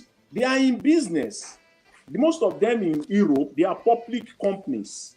They have shareholders. They are listed on either on Amsterdam Stock Exchange, on the London Stock Exchange. They have their shareholders to report to. I think they said 26 firms. You say what? 26 firms by NNPC for this. They have to bid. It's not like NNPC is doing them a favor. No. NNPC is not doing them a favor in any way at all. They have to bid. It's very competitive bid. Though they play some games there inside and get some local people inside to play some role, but they have to bid for it. It's not like they are coming in to do NNPC or Nigeria a favor. They see an opportunity to make money and they come for it. Yeah, but you have Can to I think can about I can I speak for a minute? no, just 15 seconds. When they refine the petrol, the value goes up.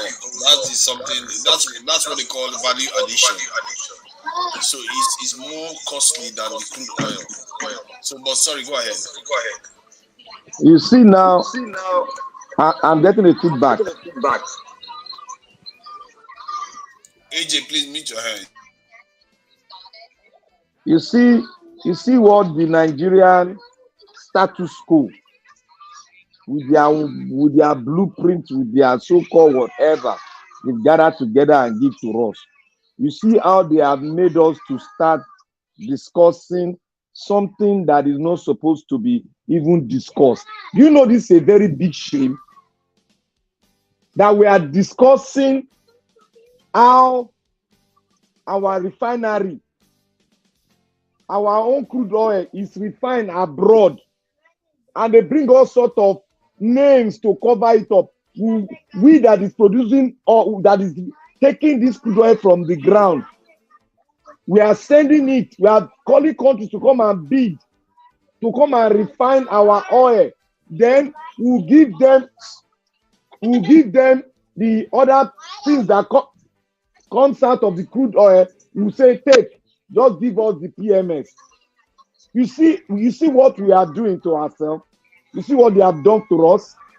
Is this normal that we cannot even build a refinery? A country like Nigeria, black nation, cannot even build your own refinery. Then you set up somebody that you use to take Nigerian money outside overseas because you have labeled him billionaire. It's your source of income. Then you accept him, you gave him a land and drove the Nigerian people out of the land. Then you now give that to build a refinery for your own good, because Nigerian people are not making money from there. Then you kill our own refinery. I'm standing on my ground now that Nigeria refinery will never work, because you don't expect this. You see, the mindset of an average businessman in the oil sector in Nigeria is very crude. When they are giving an avenue to do one certain thing in the energy sector, they believe nobody should do it but them. You see, Dangote is one of the greatest problems we have in Nigeria. But people will say, oh, no, how is it problem?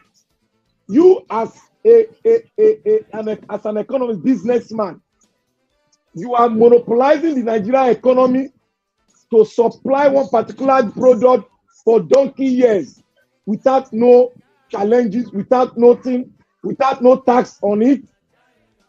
Then still, with that, you cannot supply the whole thing to Nigerians. We are buying it at a higher price. Now, do you know that Dangote is going to be buying that crude oil from us in dollar rate? And in return, he's going to sell back to the Nigerian market in dollar rate. Because it's crude oil for dollar. Now, that is why I'm always, people are saying, people were telling me that, oh, they're going to give him in Naira. And I asked them, what does that mean? Is it not subsidy? They couldn't answer my question. When you are supposed to be selling in dollar, you are selling in Naira. Is that not subsidy?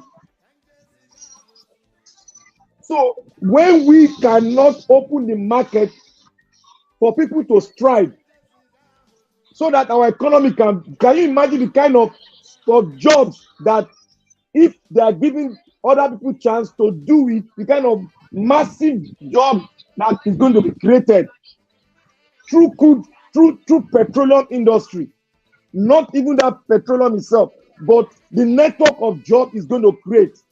But what we have, the Nigerian status quo will not allow it. The question is why?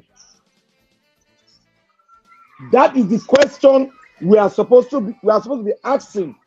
Why is this that for decades Nigerian status quo refuse to return our refinery back and refuse to localize refinery in our country? Why? They have not told us, and they have made all of us to start talking on the matter, which is an insult to us as a nation. It's an insult to every individual Nigerian, and it's an insult to the sovereignty of this country called Nigeria. For we to be arguing about who to refine, for people to be bidding for our own product, and we have refineries that are lying fallow and budget every year any government comes into power. When they speak of our refinery, they budget money for it, and still that refinery does not even see the light of the day up to now. IBB did his own, he didn't go. Baba Yapo, OBJ did his own, he didn't go. Jonathan tried, nothing happened. All the money budgeted for it, return, whatever, reform management, return, reinforcing the whatever refinery, all the money were set. Billions of dollars. Now, they budgeted another money that they are telling us that refinery will come to place. But we are not seeing, that is why our press should have been useful. We are not getting feedback. How is it? Is it 20%? Is it 90%? How far have they gone? We are not getting it. All of a sudden, somebody will tell you and I, oh, we have budgeted money and the refinery is 20%. We cannot see. We cannot see the refinery, how they are doing it. All of us here, we know how they build some refineries and abroad. And they will give you stage by stage how far, and the company will come to the country media and speak that this is how far we have done. By so time, the refinery will be completed. Have you and I, have we seen anything like that being done in Nigeria? And billions of dollars are budgeted. We have not seen. They turn us all into caricature. We are here every day, every year, every month. We keep on talking. Do you know what they want us to do? They want us to continue to talk on the peripheral. The subject matter is the entity called Nigeria. Is it working for you and I? No. Is it working for middle class? I don't think we have. No. Is it working for the layman? No. That is why they are perpetrating evil. That you and I can only talk, but we cannot request that we need to talk on whether we love our country. Because it does come to love your nation. Then you now begin to think to do the right things. Even if you are a politician, you have a company that bid for an item. They do it all over some Western world. You have company that they should bid, but do the right thing. Do it. Do what you bidded for and give the dividends to your country.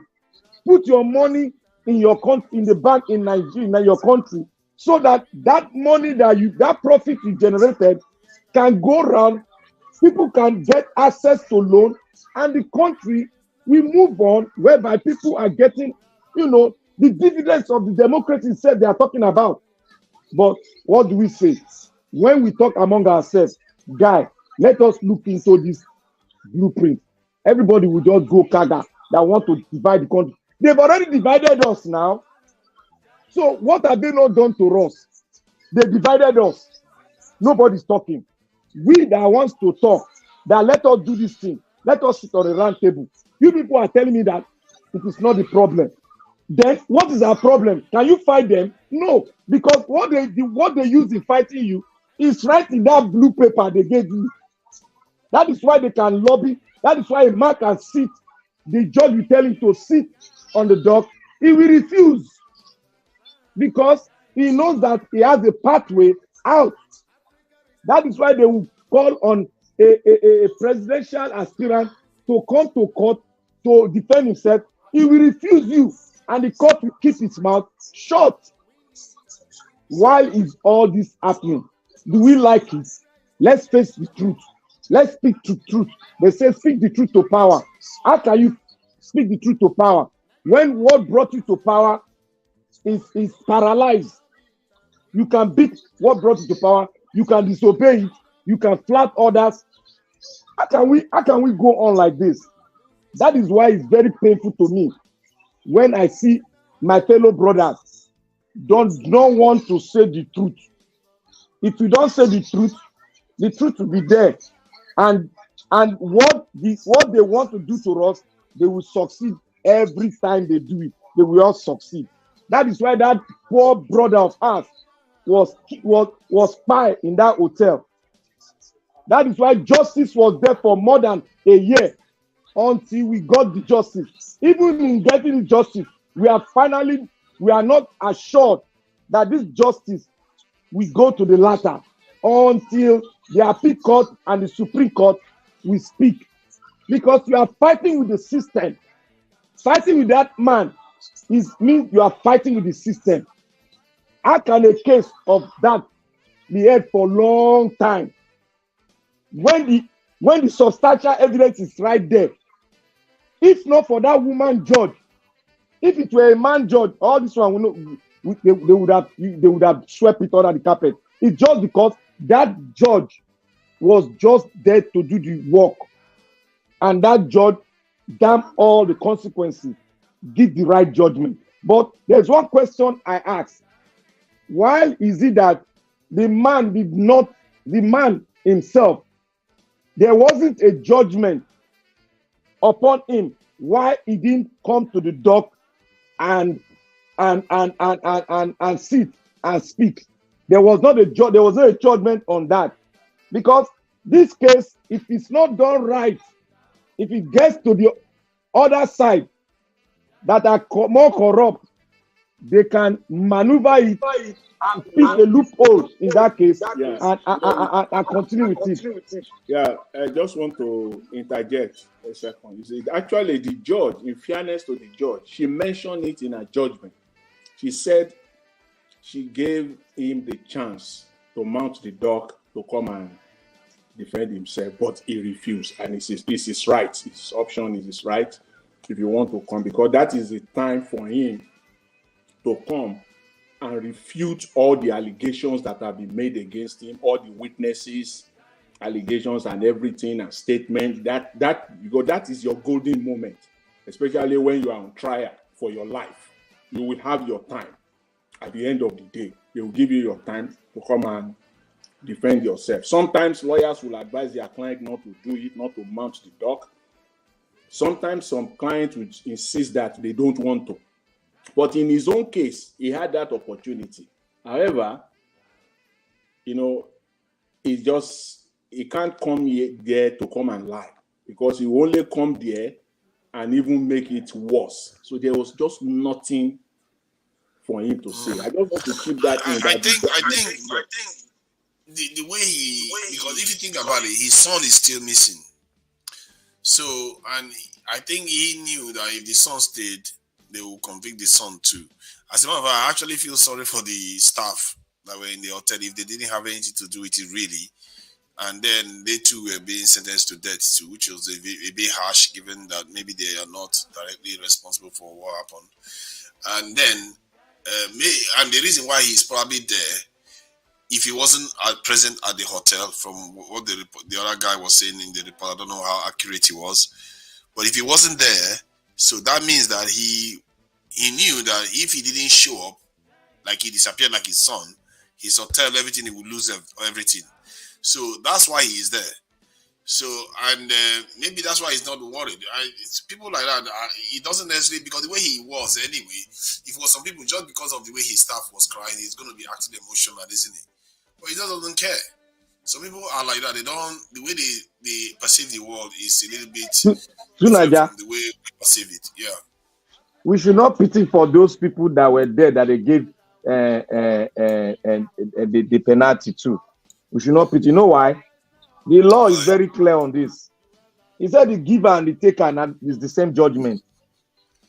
The law is very clear on it in Nigeria context. He said the giver and the receiver is the same thing.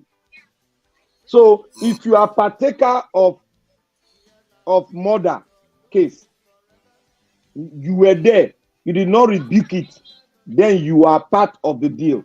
That is what the law says. You are the same, you have the same mindset with the person who brought that idea. So you partaking it and not objecting. When you are objecting, you have to make it known to the authority to be on record that you objected to that deal.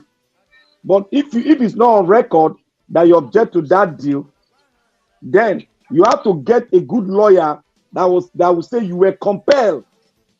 So if you can argue that being compelled to do that act, then there will be a lesser sentence. But if you cannot argue that very well in the court of law, then you are like the giver and the taker. So the same judgment. That is the premises, the stand. And the context of the death the context of what happened matters a lot, because if we had them to do a ritual stuff, that is something even more diabolical. So all of them definitely deserve to get what they got, because like it may not have happened. The law does not recognize ritual. The law does not recognize ritual. The reason why I'm saying that, because that one is more deliberate. You know, that they are all partakers. But if this was, let's say, something happened or an accident happened in a hotel and they want to, because even if there's an accident, if it was an accident, the same consequence will still flow, isn't it? Because the Nigerian government don't recognize the difference. Yeah, sorry about that. You know, the law does not recognize ritual, but in many cases, in the court of law, it is you know, the court accepts it as circumstantial evidence. That was again the part of the comment, the judgment of when the judgment came. If you read the entire judgment, he said the circumstantial evidence, part of it, which was that they took an oath. It was a circumstantial evidence, because what that is saying is that you're partaking. Aggravating, you mean? Oh, yeah, they took an oath. Yeah. Are you talking about the law oath or oath? It's circumstantial evidence. It okay, yeah, you are right. But if you want to say that it cannot be proven, then you have to produce your own alibi. Just as the man himself in the center of this case, that man himself, the owner of the hotel, you know, initially when the case started, he said he was in Abuja on that day, that he wasn't even in that state at all. He was in Abuja. But guess what? That lady, the receptionist, was the one that blew it. She blew it for him. He said he saw him. He saw him the evening of that incident, that he saw him. He came in. He was there. But then you have to come and say no. The only evidence that you could have used to prove that you were not there was the CCTV. Where is the CCTV camera? Nowhere to be found. So you dislodge the CCTV camera, because that's the only alibi. You should have come, okay, I wasn't there. And then that's the only way you can rebut that, come up with a rebuttal, a very strong one, and tell the court that, the lady, she was lying. It appears his son is responsible for this, if you ask me. Yeah. It appears his son did something. Yeah, you are right. It appears his son is the main suspect. But they turn it on the father, because the father the father knows the loophole in the law and how to get out. Even if you say death penalty, the father knows that it's not going to be upheld, because there's still a loophole. There's still an avenue for him to appeal it and further appeal it to the Supreme Court. And that is where you see all the rigmarole and the magic start taking place. Because I'm very confident that man, what is making it to be confident, one, is a frater man. Two, is one of those, because there's a level you attain as a millionaire, then walk to a billionaire. All these politicians will not be far from you. You will like to be close to power so that you can have access. Whenever you perpetrate evil, you can have access, and they will create a loophole and you will go through it scot-free. So that is it. The man is confident because he knows all the powers that hold the nation are on his side. So therefore, Well, he you is can not also scared. argue that even poor or rich alike in Nigeria seems to be getting away with murder because we know that 3,000 something people are on death row in Nigeria that have not, they can't even be bothered to try to execute them. That No, you are right now. Tunaja, you are right. Because you see this word that comes out of Nigerian mouth. Who you be? Who are you? Do you know me? That explains the rottenness that an average Nigerian man that has 2 million, 3 million, tell himself that he's above the law. That is why he asks you, do you know who I am? It is just because of the money, nothing else. you Just can because of have that 2 million. Fela Kuti the other day was slapping police officer. The way we always like to throw our weight around, Nigeria is like known for it. To be fair, even people that come to our country, quickly they will see how we like to show that we know. Either do you know me or do you know who I know or something like that. We always like to impose our authority on others when it should be based on the rule of law. You know, and I really don't like to speak very highly of Western people, but when I've dealt with some of the highest level people in the UK here, you'd be surprised how humble they are. That it's just shocking. It's really just shocking. You know, you see people that own castles that have that they are great grandfather were already rich, and they act so humbly. You know, they make mommy say, "Oh, sorry," they just move on, and everybody. If you didn't know, if you look at him, you'll be able to tell. Okay, this guy is an elite, and if you look at the way he dresses, a little bit you can tell. But if you go by his manners, you will never be able to tell. You will never be able to tell because just That's not Nigeria for you or Nigerians.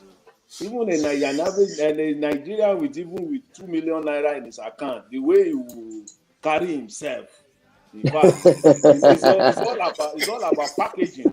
It's all about packaging. You know, the way he will carry himself, you will think is vanity upon vanity. You know, that's Nigeria. That's the way we just do. In fact, particularly Nigerians. I know I want to say okay, black people, but I want to really Nigerians in particular.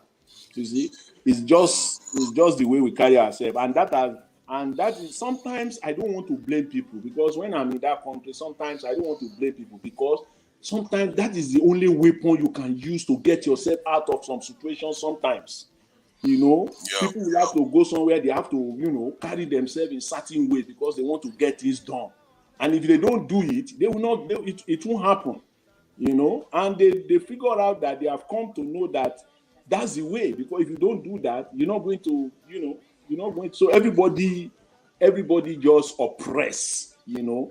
Everybody's a layer, you know. Everybody has. Isn't that why West they call it the Nigerians walk around with unearned confidence? We used to do that in our country. We think when we go to overseas, we are like we are in a country where we have a lot of power. So we just go about trying to throw our weight around, and they just feel like we have this unearned confidence about us. We like to, you know, when you look at our country with a life expectancy of 53, you think we come from a country of life expectancy of 200. The way we be overseas, we like to pose and show off. And if you go to this in most places in Nigeria, and Nigerians are buying some of the best things. We don't hold back. I was one of them too. We don't hold back on what we have and how we show off. This bling thing, I don't know where it came into our culture. I really don't know. Maybe we were like that originally, and it doesn't serve us well. It really doesn't serve us well because we waste a lot of resources that we should be using to build.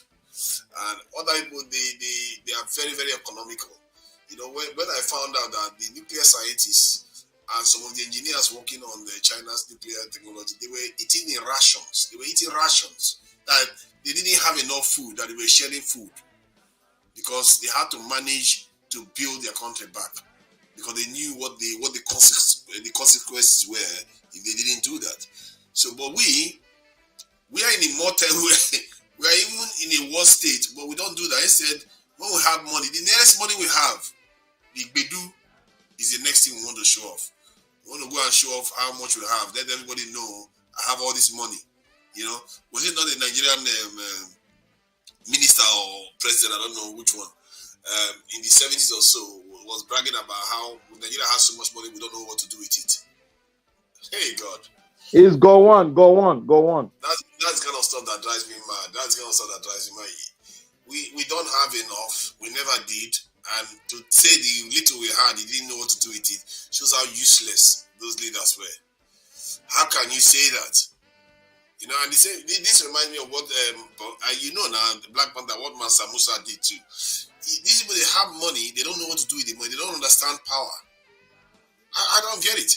They like to do you know me, you want to show power, but when it comes to actually using money to get power, they don't know what it means. I don't understand that kind of mentality, and we really need to straighten our head up. And if we don't have it naturally, we need to learn. Copy other people. You know, it's like how Nigerians are very good at cheating at WAEC.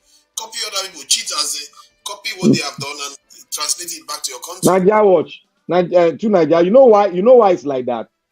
Let me tell you why it's like that. You see, the status quo wants to capture the mindset of every Nigerian. And how are they doing it? They are creating another platform so that platform, if you want to get to, just like they are creating a middle class of their own. If you want to get into that middle class of their own, there's a sort of mentality you need to have. You need to speak like them. You need to talk like them. Because this thing did not start with the lower people. It started with the big people. Not the police, not the military, but the civilian. You see, there was a time, I want to give you an example that it has even creeped into the security people. There was a time me and my friend were trying to take some chairs. The aunt is into renting of chairs for different kind of occasion, event planners. So we are on holiday in school. So we decided to drive the truck to the event place where they're going to have their party. So as we're going, the cop, they call them yellow fever. They wear yellow up. So their duty is to make the traffic flow. So what happened? The man that was supposed to make the traffic flow he now started doing the work of police. He now started doing check and stop and search. So me now, you know me, my father is a police officer, but I cover it. I cover myself. I don't make anybody know. So I was inside the truck. Now we're driving. My friend started lamenting. I said, "Why are you lamenting?" He said, "See police." I said, "Which police?" I didn't see any police. That's a traffic warder. We got there and said we should park. I didn't see anything. We parked.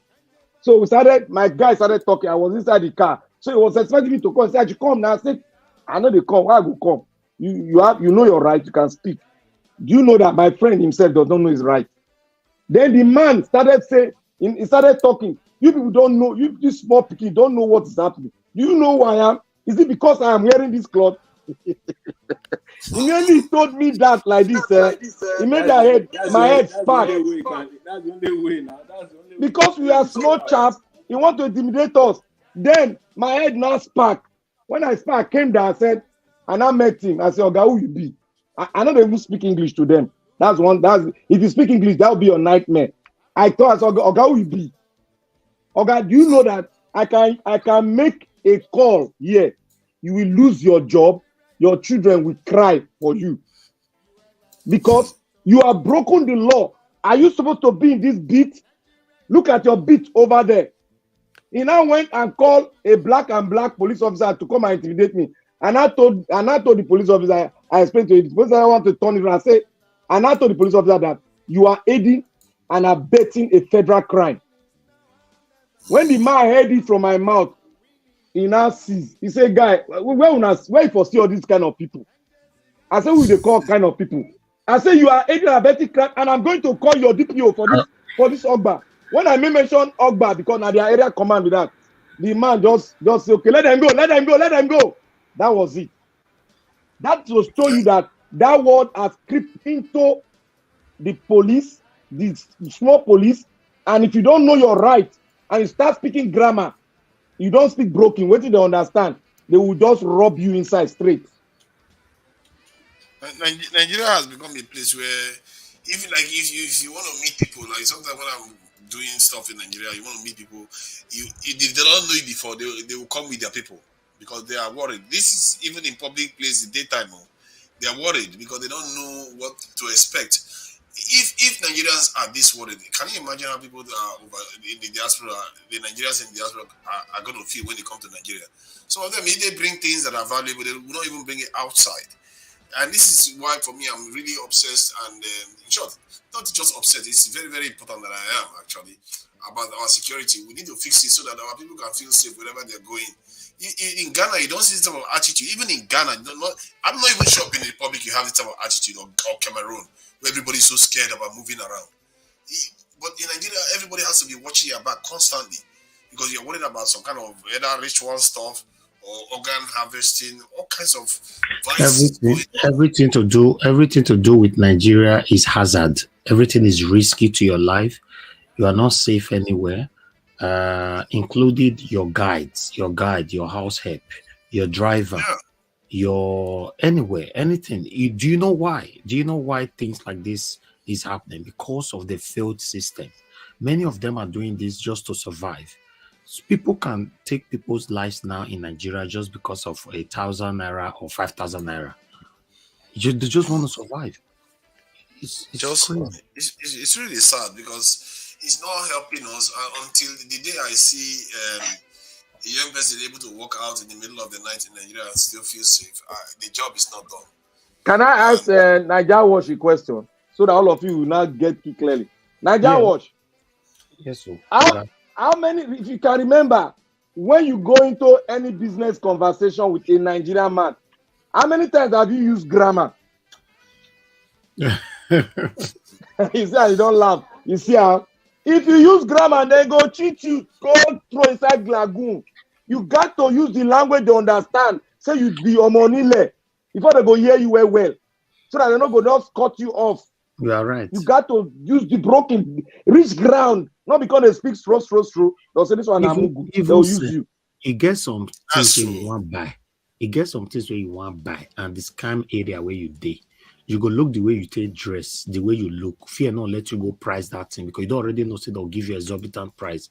You need to send somebody else go inside that place. Because once they use listen, now you take look, they give price for Nigeria. Yes, that's true. Yes, that's true. I went to Nigeria once and I noticed that was happening. I tried to speak pidgin English and I was struggling. And I was like, Jesus Christ, this is costing me a lot now. I have to go and get my pidgin English back. It was a big problem. Sir. Even you will grow for UK, you don't sabi all the wire. Yes, so no, no, sabi. I go pay tire now. Mugu go pay tire. Yeah. You get some place wow, you go there, you look me like this. Say, Oga, because of you, the thing at 5,000 naira. What did they say? Come, wait, come out. Why I buy? Go buy corn and pear. The woman tell me say one corn and 1,000 naira. Say pear at 500 naira. Jesus. I buy. The other day, why they come from gym with one of my boy like that. I cause him buy corn and pear for this woman hand. You know, as we reach there, we buy now. The woman tell me, say 1,000 naira, say pear na 500 naira. Now my boy say, can? He say corn na 100 naira, pear na 50 naira. I say, 100 naira. And at the same thing, you buy 1,500. Yes, two of them. So now the way you take dress, if you wear trainers, they'll charge you money of trainers. If you wear shoe, they'll charge you money of shoe. And if your body look like a jebota, they'll still charge you money of a jebota. If the kind car will carry come, now so they'll charge you. Well, to be honest, Sam, now one of the even that Mr. Niger Watch, even that one, when you dress, you won't show them, say you be part of them. Even your skin, they know how to know your skin. Yes. They will even charge you based on your skin. Say this one will be part of us. They don't tell me that this one we talk, so God bless you. They don't tell me many times. They'll say, Oga, not be this kind skin you will get for inside this sun, not be you get to. And some of them will tell you the truth. Some of them will tell you the truth, say, now they are mad with this. But they'll come say, Oga, beg, bless me before you go. Yes. Well, the I truth like is to that say like that. it's one of Nigerians the areas where they agree with two Naija with this. Because in the talk, say even we ourselves, we are not helping the situation. You know, the government is bad, but we ourselves, we still they take advantage.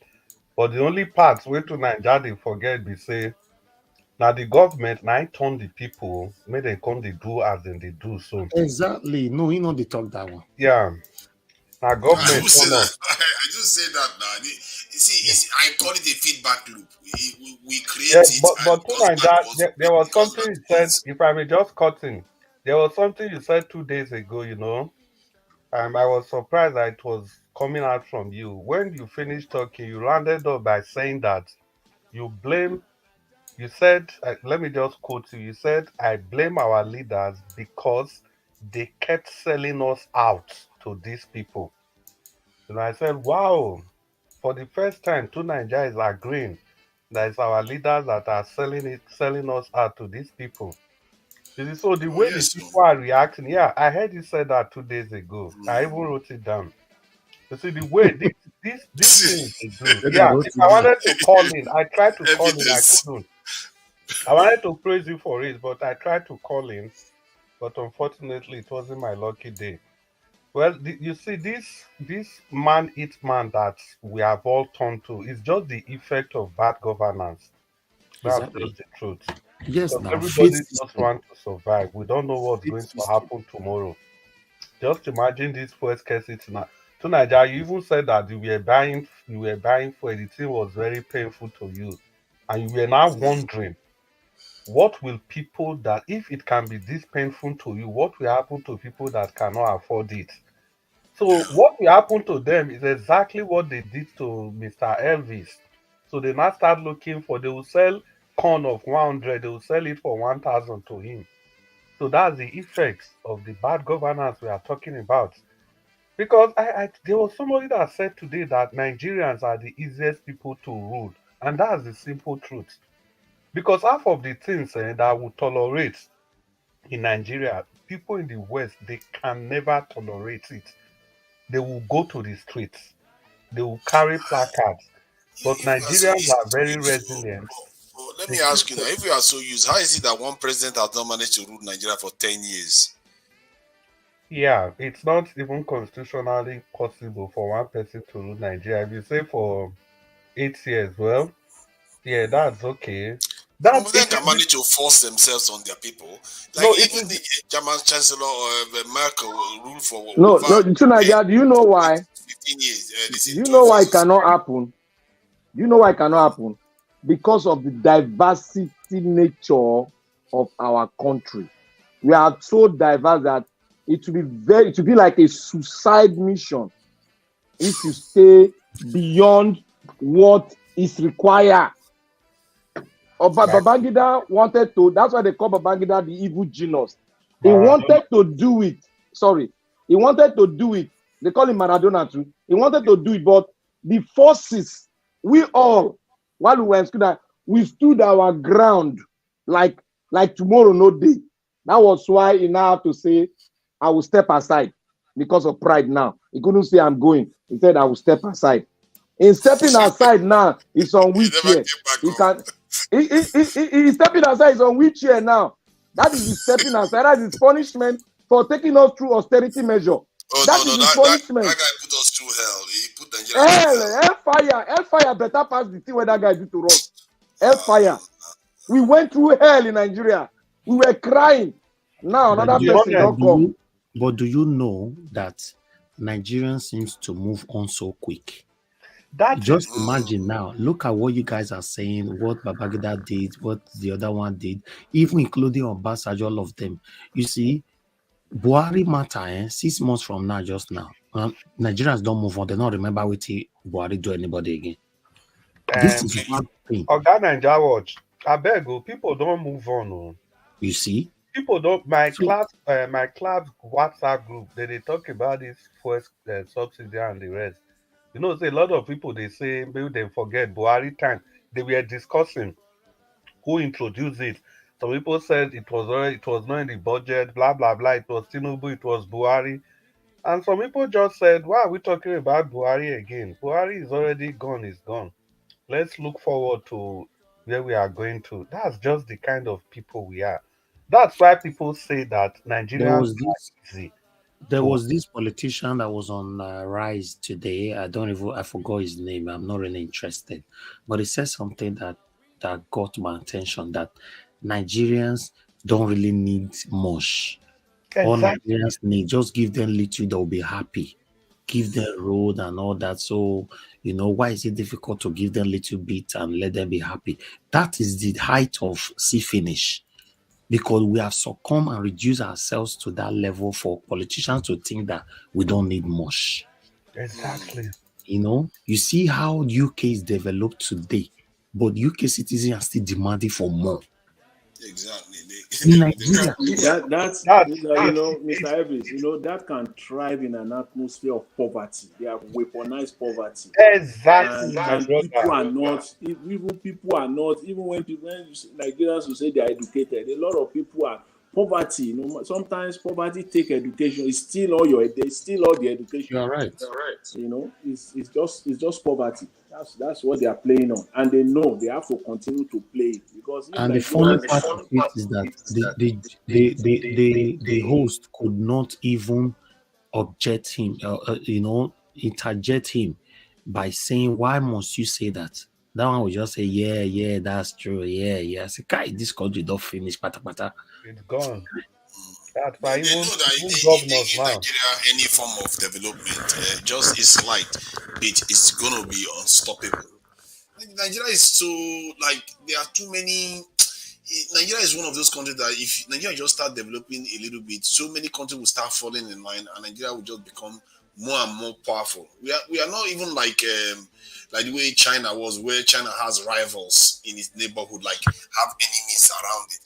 Most of the countries around Nigeria wants to support Nigeria if Nigeria gets its act together, and that is the thing. And Nigeria will be exceedingly powerful if we just get our act together to a little bit. That's why they don't want it to happen. Because, and that's the thing about African countries, we have not built up a lot of enmity with each other as neighbors, like most other parts of the world, like Germany, England, France, English enmity. We didn't build up enmity amongst ourselves. So in other words, if we get our act together, especially in the case of Nigeria, we start developing well, the power we are going to gain within a short period of time will be higher than what like most other Asian countries did, or even European countries managed to. That's why they don't want to give us one tiny slither. Look at Nigeria with all our oil and all our resources. Our life expectancy is still less than even which African country should I even name? True Nigeria, he high you. We're still He less than high you. Somalia. What, Our what, life what do you mean it's expectancy high you. It's supposed to go lower 53? than that. 53 is, oh my god, that is stone age days, man. Now they That's like talk now. He's surprised saying at 53. It's supposed to be 44. that's horrible. If it's 44, Nigerians are going to lose it. You're going to see a revolution. And Let it be 44. Me, I want CMO. Let it be 44, even 32 steps. 9 good. So that we'll go come out for this situation. it's too bad. It's too bad if it now. gets to that point, that is more than war. That you've declared. That's really, really bad. All the countries that are war today, none of them goes that low. None of them. And you are declaring people will not tolerate it. They will tear everything up. Then. But do you know that it might get to 44? Nigeria will just be quiet. They go on with life. Say na God, na cause am. See, They'll put everything to say na God. it's You it's know the what? same thing. Now the same thing with the talk just now. Any small thing where any person do, if governor will never do anything for 4 5 years, the day we go tie one small road, everybody go begin they clap. The next thing people will just like Black Panther talk. Some people will say, make them commit and to prayer. Now God touch your heart. It don't they? How can you say somebody you voted for? You are not praying for God to touch your heart. So I don't, to be honest, some of these things and they are just so strange. But the truth is that when poverty is weaponized to the extent that it will affect the way people take they think, things that are not normal, they all become normal. Because if you truly look, many things where they happen for our country, they are not supposed to be normal. But we've come to accept all of them as a way of life. How can you tell me in a country everybody we go they use naira, they buy naira through POS? It wasn't for 1 week, it lasted for a long time, and everybody adjusted. Everybody adjusted. And are you also aware that the people that added to more of this continuous suffering are these comedians who make jokes of every serious thing. Everything. Every serious things, they make joke of it and put it on their social media. You know, say Nigeria na cruise. They'll not end it by saying Nigeria na cruise. How is it cruise? How? You see, man, where they beat his wife, he beat and break his head. People will make comedy about and say Nigeria na cruise. You know, see the way he beat the wife. He jack the wife, he jack him, he can't trap him, he can't clear him, he can't score the goal. The woman head can't break. They'll make comedy about it. So the country, to be honest, everything, nothing is working in Nigeria, man. Truly. I hope I don't get to see any man making that was silly joke, because me, that's kind of stuff that make me lose it a little bit, because that kind of stuff annoys me, because you should be prioritizing doing other things like keeping your women and children safe instead of lashing out at them. And you know, I spent quite a lot of time, you know, last year or so getting angry with a lot of black men saying we are the most failed group on the face of the earth, which is, you know, by results, it's a fact. And but the way we act sometimes, we act as if we are, you know, because we are procreating, that we are some of the best and all the rest of it. But in reality, we don't control anything in this world. The other people just run circles around us, and look at how hard they work to get what they want. I'm telling you, this is why I keep saying we should be spending some time to check these informations out, what other people did to get themselves out of the mess they are in. You can't believe how hard some people have to work to get their country out, the sacrifice they had to make. Some of them had literally had, like the Chinese one, they had literally had to go and beg the Russians, come and help with it. When the Russians refused, then they went ahead and did it themselves. Like, enough. I'm not going to beg you anymore because you're doing shakara with me. I'm going to do it myself. And they were threatened. They were threatened over and over again. Many times they threatened to invade them and all kinds of stuff. They held their ground. And look at where they are today. Those men that made those decisions then, they really had steel. They really had steel because the whole Tunaja, can I interject you? Can I interject you? I'm tell you the solution. What led to that? You see, in an ideal situation, we can do that. We can easily do it. But Nigeria is in a position that is not ideal because there's a lot of factors that are holding us down. And those factors, we have refused to face those factors and deal with those factors amicably and now forge ahead until we deal with those factors, because these factors we are from different ethnic groups that came together. And since we are from each ethnic group, it is even advantageous to us as a country. But we decided to take it as a disadvantage. That is why you see many people from the north, they will be, when they get into power, they will be thinking about the north. That is why you see people from the south, they will be thinking about a Milo con. You see, this concept of trying to, say, bring your tribe first before your country has been a long factors that have been affecting us for a very long time. And that is why you see when this person from the west has awakened, this person from the south has awakened now and try to tell this person from the north or from the middle belt or from the south to say, come, brother, this is our problem. Come, let us talk. Make we just love ourselves. Let us talk and talk and write the do's and don'ts. So that if you do this one, we not go say because now our brother will come say, I better leave and forgive her. but we go say because he won't make this our brother suffer, because if he short circuit us, we go all pay the price for that short circuit. But we refuse to come and solve the problem of this short circuit. We refuse to do that. That is why you see many nations of the world that look like us, they have been able to overcome it because because at the beginning they invited people to help them out, but they now dug into their inner man and see that okay, we can do it ourselves. Okay, let us talk. No matter how bitter, no matter how rugged this person, let us just talk. In our talking, in our argument, there will be a pathway out. And that pathway will be an original pathway by us that we can call our own, and we can use our own for people to copy our own. That is what we are looking for. I don't care. I don't even bother myself about where you come from. But let us have our own, because there's beauty in diversity. There's beauty. We can formidably form a force that will change the world in a way that we can produce anything that the world needed because of our diversity. Look at the North. They can farm. They are very strong. Look at the South.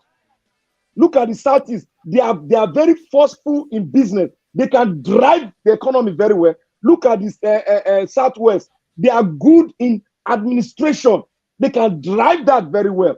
Look at the Middle Belt. They are good in sort of, they are active. They can formidably move the security very well too. So there are so many areas. I'm What just I fear, suggesting there are so many what, areas. what I fear is that our people, for our people to get to where they need to get to, because it's very, very hard to convince people, because what most people recognize are what needs to be done is just getting us back to 1970s will be perfect. But what they don't understand is that situation is not good to Are you be. trying to say 63? No, 77. I mean, around the 70s. I mean, in the 70s, where things were good in the 70s with oil boom and all the rest of it. That's where people want to go back to. What they don't understand is they forget what happened after that period. That place was not a good place. We shouldn't have been there. The Chinese, during that same time, they were fighting tooth and nail. Okay, during that same time, that's when the Americans came back. You know that Kennedy and Khrushchev, if I'm not mistaken, of Russia, they wanted to invade China. They were thinking of invading China to stop China from developing their nuclear technology. So the Chinese stood there and took it. They were fighting and tooth and nail to ensure that doesn't happen. They helped the Koreans fight the Americans. These people struggled to get to where they got to today, because they realized that for once, after the Japanese did what they did to them, that they will never let another country who doing them again. And guess what? You know that the Russians were cooperating with the Chinese. They said after the entire period when the Chinese became nuclear powers, that if they remained cooperating with the Chinese, they would not have built it at that short period of time. Sorry, if the Chinese remained cooperating with the Russians, I mean, they would not have been able to build their nuclear technology on time, because the Russians would be slow walking them and telling them, "Don't worry, we will give you this," and the Russians were sharing all the information with them. If you look at how Now, nations behave, now you and other people, you and I have agreed now. You and I have agreed now. You and I have agreed now that we need to shut some doors for us to talk and forge ahead, for us to develop our technology. We need to shut some doors and and it took a Can lot come of I together. diasporans from can I it took come a in? lot of diasporans from America. Can I One of come the in, people that please? helped the Chinese develop theirs came from American nuclear development to Can I come to come in, China to do please? it. Yeah, go ahead. Yeah, you see, I don't know how best to say this. To Nigeria, you see the picture you are painting. It's a picture that's coming from an ideal state. You are speaking like a true nationalist, and that is how everybody ought to speak. But the way the system is now, it's difficult for any person to be a true nationalist. As long as some regions are favored over some other regions, so people cannot just feel as if they are truly part of the system. If you see the solution that Black Panther is profiling, I think that looks more idealistic in the sense that we have to sit down first and talk and decide on how to move the nation forward. We must have to create a sense of equal ownership in the country first. Once everybody has been given that sense of equal ownership, equal partnership in the country, it's not very, very easy for people to start acting nationalistic. I listened very carefully to you today. You made some very profound statements that when they were developing their nuclear weapon, that was earlier today, you said that even the nuclear physicists, they went on food rationing, as in they were rationing their meals just to be able to develop their. You see, that's a great sacrifice that people can put in a system that they believe in. They believe in that system. They believe they are part and part. It belongs to them. That's why they can make that level of sacrifice. You can see the way Nigeria is today. It's so difficult for people to get very, very interested in making the country work. As long as, see, for example, just we are talking about developing our nuclear system or whatever, but look at the criteria. How do people get promoted in the country? We don't go for the best. We just take people because of where they come from. If you have somebody that's the director somewhere, he will flood everywhere with his people or his friends or his cronies. We don't pay attention to excellence. But this country you mentioned, places like China, Russia, and the rest, these guys, they can't just give you any position because you are something. Now, a lot of Nigerians in diaspora today, to be honest, it's not everybody that were pushed away because of the bad situation in the country. But when opportunities are shooed away from some people, they have no option other than to take their talents overseas. Imagine there's this this presidential automatic scholarship to everybody that gets a first class. Do you know it was this same Buhari that came and stopped it and replaced it with something else? Because the people that were getting that presidential scholarship from the Goodluck Jonathan's administration, they were coming from one part of the country, and that's something they are never going to have. Black Panther was talking about the notes that they can farm. Why can't they concentrate on that? Everybody cannot be a nuclear physicist. Everybody cannot be an engineer. Everybody cannot be a physician. We should learn to harness the strength of every region, but we are not doing that. We just want to carry everybody along by hook or by crook, no matter how it goes. So it becomes very difficult for people to put their nation forward as long as they know that their nation is not putting them forward. Imagine, just imagine how bad this is. This is something I suffered as a young man, and my nephew and my niece, they are still suffering the same thing now after how many years. You write jam, you are not having equal opportunity. You want to go to federal school, no way. You go for the same exam, somebody that scored But hold 60% on, cannot get admission. hold on. Let me add something to that. Don't you think it's a form of conditioning that we have been conditioned to believe about our nation? Because most nations are not necessarily fair. They are no fairer. As if anything, they may even be worse. Because if that same China we are talking about was responsible for 50 million deaths of their own people, you see what I mean? Russia was responsible for millions of million. Oh, I have to be careful with my term. So, Millions so of like million that, you see, casualties. yeah, I get your point. You see the difference. Let's be very clear.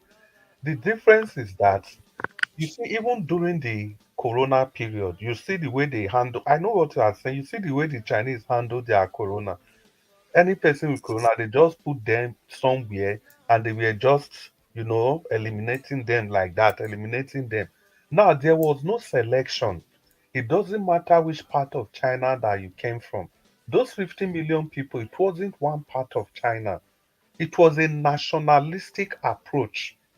You get the point? That's the same thing that Russia I does. get what you're saying Yes. there, but still, they still had areas that are favored. Like even the Uyghurs now in China are being said to be persecuted. The Tibetans, they have groups that are No, also you know the thing treated with relatively fairly. Tibet. You know the thing with Tibet. Even we all know the thing with Tibet. This man, Lobsang Rampa.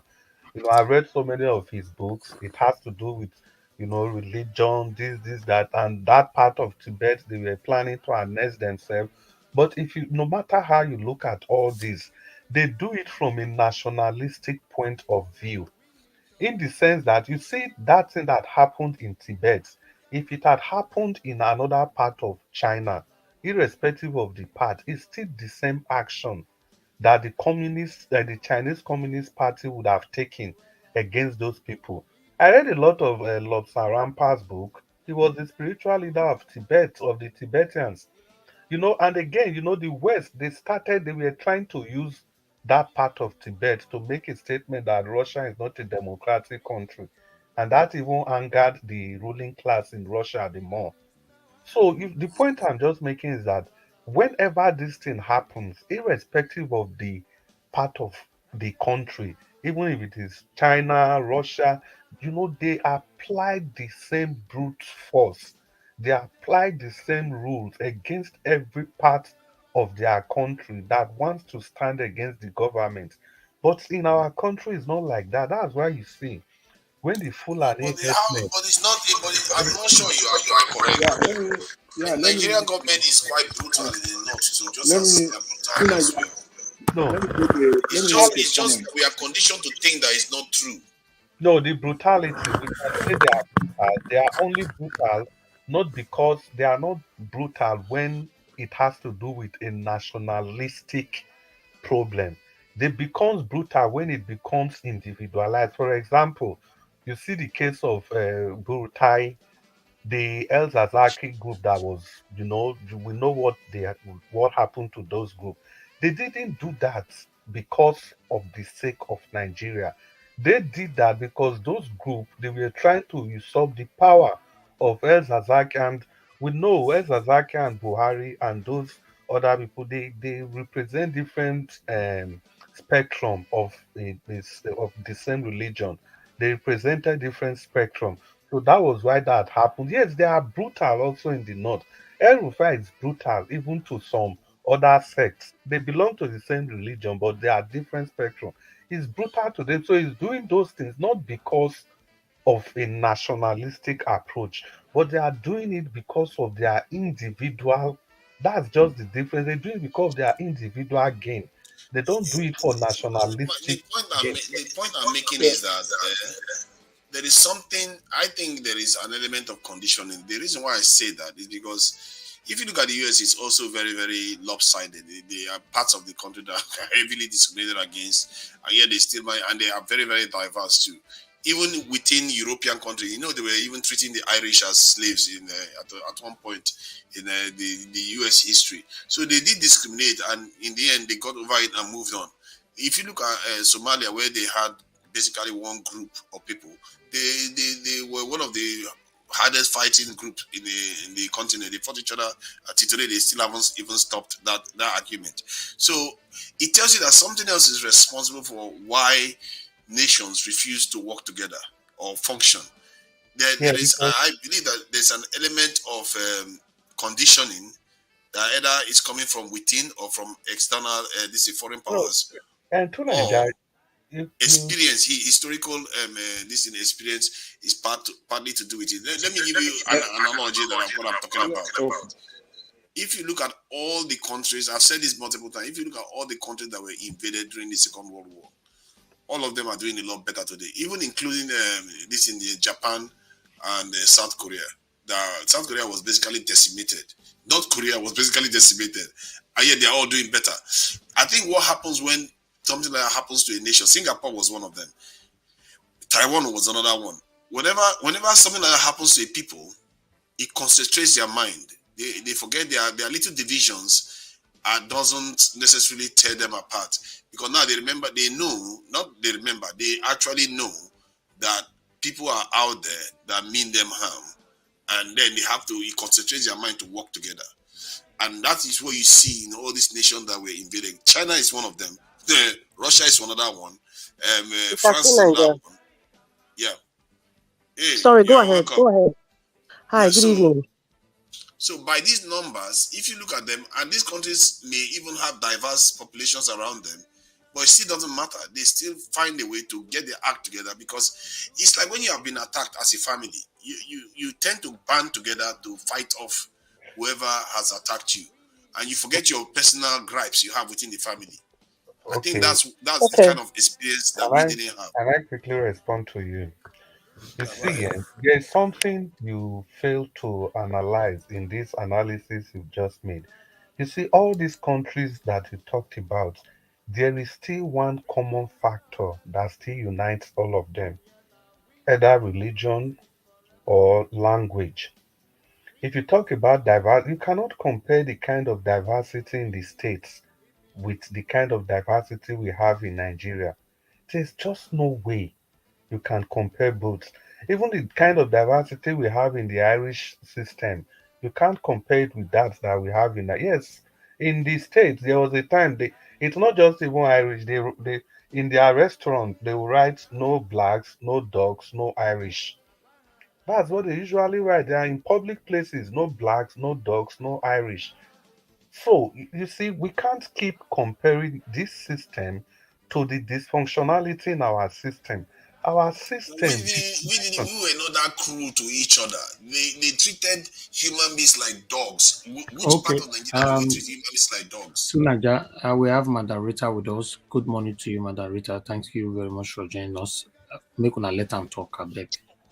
Sir some other Elvis. Sir Elvis, don't how. I'm Uh-huh. afraid of you. The Sir Elvis, you're still awake. Ah, Yes, so we did. man, I'm afraid. I dey fear you. I'm admitting public. I'm afraid of you. Seriously, I don't know. Whatever elixir you've bathed with or you're drinking, it's working well. I'm very proud of you. Thank you. Um, there's something too Naja was talking about, as well as the other gentleman who just spoke last. Um, there's one thing, religion. I think you said religion and something that is sorry, language. religion Language. and language is a kind of influence on where we have countries who are better nations now. Um, I would say yes, and I would disagree at the same time. Now, why am I disagreeing? Because I am disagreeing because one thing that you guys fail to mention, there's one common denominator in all the successful country, whether it's about religion or language, is leadership. The leaders and the people in the country made a decision to say, you know what, we are going to put the petty things aside. We are going to build this nation. We love our country. We are going to build it. And for us to build it, anything that is a deterrent, the deterrent to our mission to build our country is either would remove it or find ways in which we can just hide it where it cannot be seen. I'm trying to use my words because of the rules here. That is how most of them became successful. I don't believe language and religion is a yardstick for a country to grow. All these countries you just mentioned, do you know that there are some countries that are even multilingual? For example, do you know how many languages India has? I'm sure you know it's not just Punjabi or Hindu. They have multiple languages. This is India now. Even Bangladesh, they have multiple languages.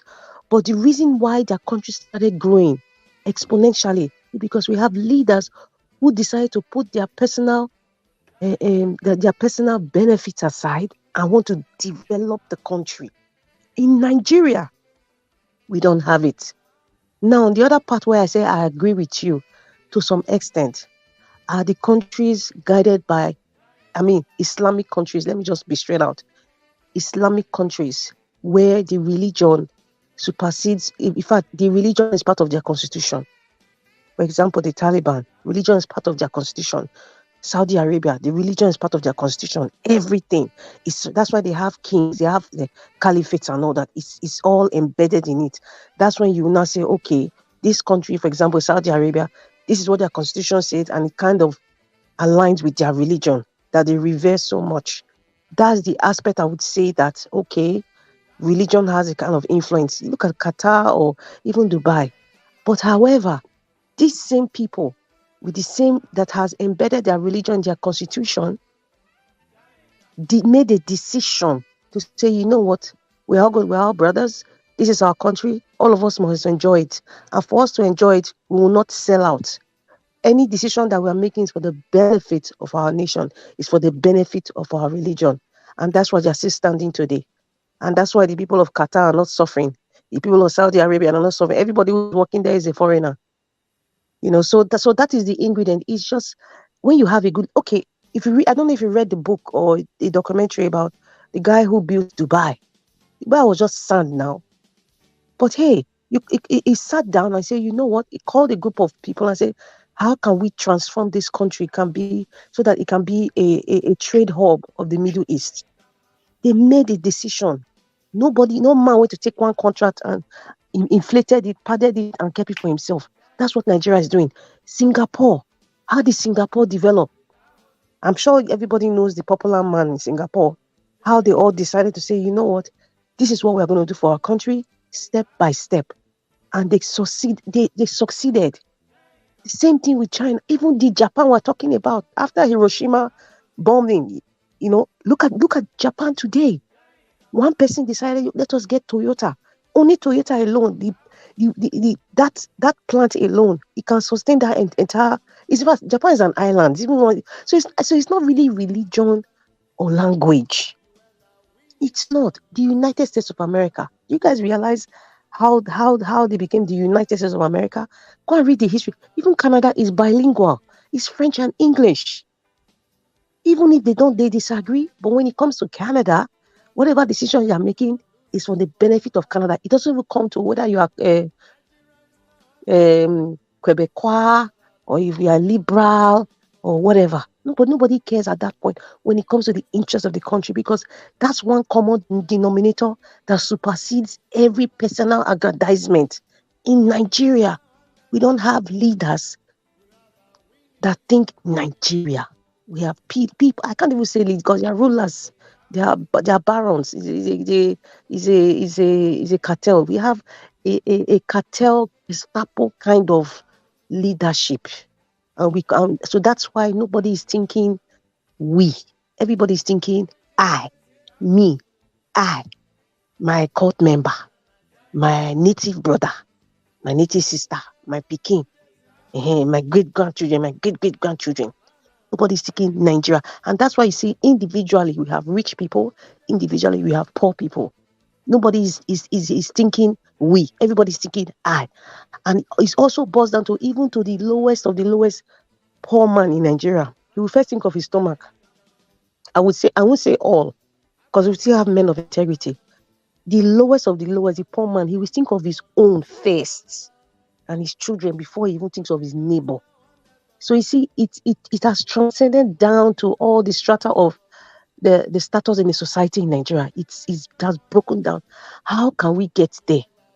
Rwanda, after the war in Rwanda, rather the genocide in Rwanda, what did they decide? They made a decision, and everybody followed through with that decision to make Uganda the way it is today, even with the pain of what happened. People started forgiving people.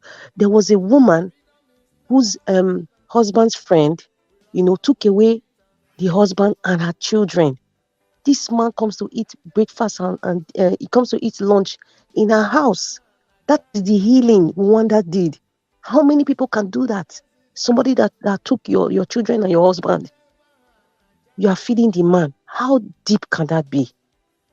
So it has to come from us, every Nigerian, to say, we want to be Nigeria now. Let us put things, we want to develop Nigeria. We have not gotten to that level yet.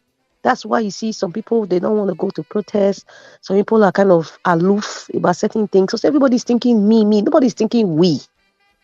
It's not language. I don't believe language and religion is a tool to make the country great. I don't believe it. Those can be tools for wicked people to use to confuse gullible people for their personal aggrandizement. That is not what makes a country great. It's the people themselves, the decision that they make, and everybody follow through to the book. Anybody who is not following, they know what to do to that person. That's how Christianity came around the world. If you look at the history of Christianity, for example, those days, I mean, before you had the Vikings, where they were, most of them were so-called pagans. How they gave them a choice. If you don't want to become a Christian, this is what happens to you. You go to you carry to the stakes. Nigeria watch. I know I'm careful with the words. That was what was done. What did the Romans do for thousands of years? What they do? They were the greatest. How they put Christianity everywhere, even this Catholicism. They were very crude because they had an agenda. They followed it through. Every country that wants to be great has to have an agenda, and everybody follows it through. Everybody toes the line. Anybody step out of the line, you know what happened to you. We don't have that in Nigeria. We don't even have that in African Union because there will always be sellouts like Museveni that betrayed Gaddafi. There will always be sellouts. But I know what Anita, can I ask you a question? Can I Go come ahead, in sir. now? Can I Go come ahead. in? How can we now now do what you are saying? How can we come to start what you exact that you have just spoken about now? No, before you answer, can I my come answer my answer was embedded in what I said, but go ahead. Madam Rita, for a beautiful submission? That's yeah, you made a very beautiful submission. But I think yeah, I think we are just it's like more or less putting the cart before the horse. Before leadership comes in, some issues must have to be settled first. I'm not going to go far. I'll just stick to the examples that you gave. You made mention of Bangladesh and India, and there was another country that was part of them, Pakistan. You know, they were all together before as a nation, and they couldn't move forward. Why? Because the Indians, they have their Hindu. Pakistanis were largely Muslims, and the Bangladesh were also Muslims. They tried and tried and tried, they could not. India had to go. It was now left with Pakistan and Bangladesh. Because both countries were Muslim, they stuck together. They tried and tried and tried, and still they could not. Till Bangladesh have to secede away from Pakistan. And you have three nations there. And all of them, they prospered individually. And then the next, Excuse me, sir. yeah, Before you go ahead, yeah. before I forget, these countries that you are talking about, including countries like Taiwan that was broken out from China and all that, these things were influenced by the West. Let's not even go there. It wasn't about religion. Religion was just the ingredient in why these countries separated. It's just like you're talking about the USSR, where you have Ukraine, all those countries that were split up. It was split up by what's his name, Reagan, Margaret Thatcher, and Gorbachev. Everything is political. It is cheap. They just use religion to tell you that because even listen, I have Pakistani friends. Even within Pakistan, they have multiple languages. There are people they are predominantly Muslims, but there are multiple languages. If you want to go to the route of language now, in India we have over 500. The number of languages there is more than Nigeria, for your information. But that country is still succeeding because they have a common drive. That is my point. Let us stop using this religion thing. Although because it's so obvious in Nigeria, they play it out there, Christian and Muslim. Our minds have been, let me use teenagers was conditioned to think that that is not our problem because when one of them's children marry, whether it's a Christian or do you see them pack in church or a Muslim, do you see them pack in a mosque, they will be celebrating. One will be the Christian man will be the father of the day. The other one will be mother of the day or the one that will give the one a bride. There's nothing like religion or tribe in when they gather. That is the point I'm trying to tell you, sir. But go ahead. But I know that Yeah. those separation was not religion. Thank you. Yeah, it's just it's your opinion and you have a right to it. So I'll just continue my trajectory. Excuse me, sir. It is not opinion. I have read these things. That's what I'm saying. It's Okay. probably you're trying to tell me that what I read was But false. But your I'm telling you, opinion, it was political. what you have read is subject to No, refutation. wait, It's No, subject to it. this is Let me history, just sir. It's continue. Let history. me land. Okay, okay, Let me okay. land. I'm going to move across the world. It's not whether it's for me to talk and people look at it and In our spare time, we go and do our researches. Now, whether we talk about the West or how they destroyed or make sure that countries got divided. Well, that's a discussion for another day. You see, that Indian, you forgot to say that even though they have more than 500 language, but there's still that language that over 80% of them. The Pakistan you talk about, there's Urdu in Pakistan. I'm in a WhatsApp group with some Pakistanis. They all still communicate with one language. Many times I've had to call their attention that look, this is not a Pakistani group, this is an English group. So the point is that those Pakistani you mentioned, they still have one common language that they all speak, despite the variety of language they have. Then the second example you gave was Singapore and Lee Kuan Yew. We know that when Singapore was with Malaysia, they couldn't move anywhere because the Malaysians they were culturally different from the Singaporeans.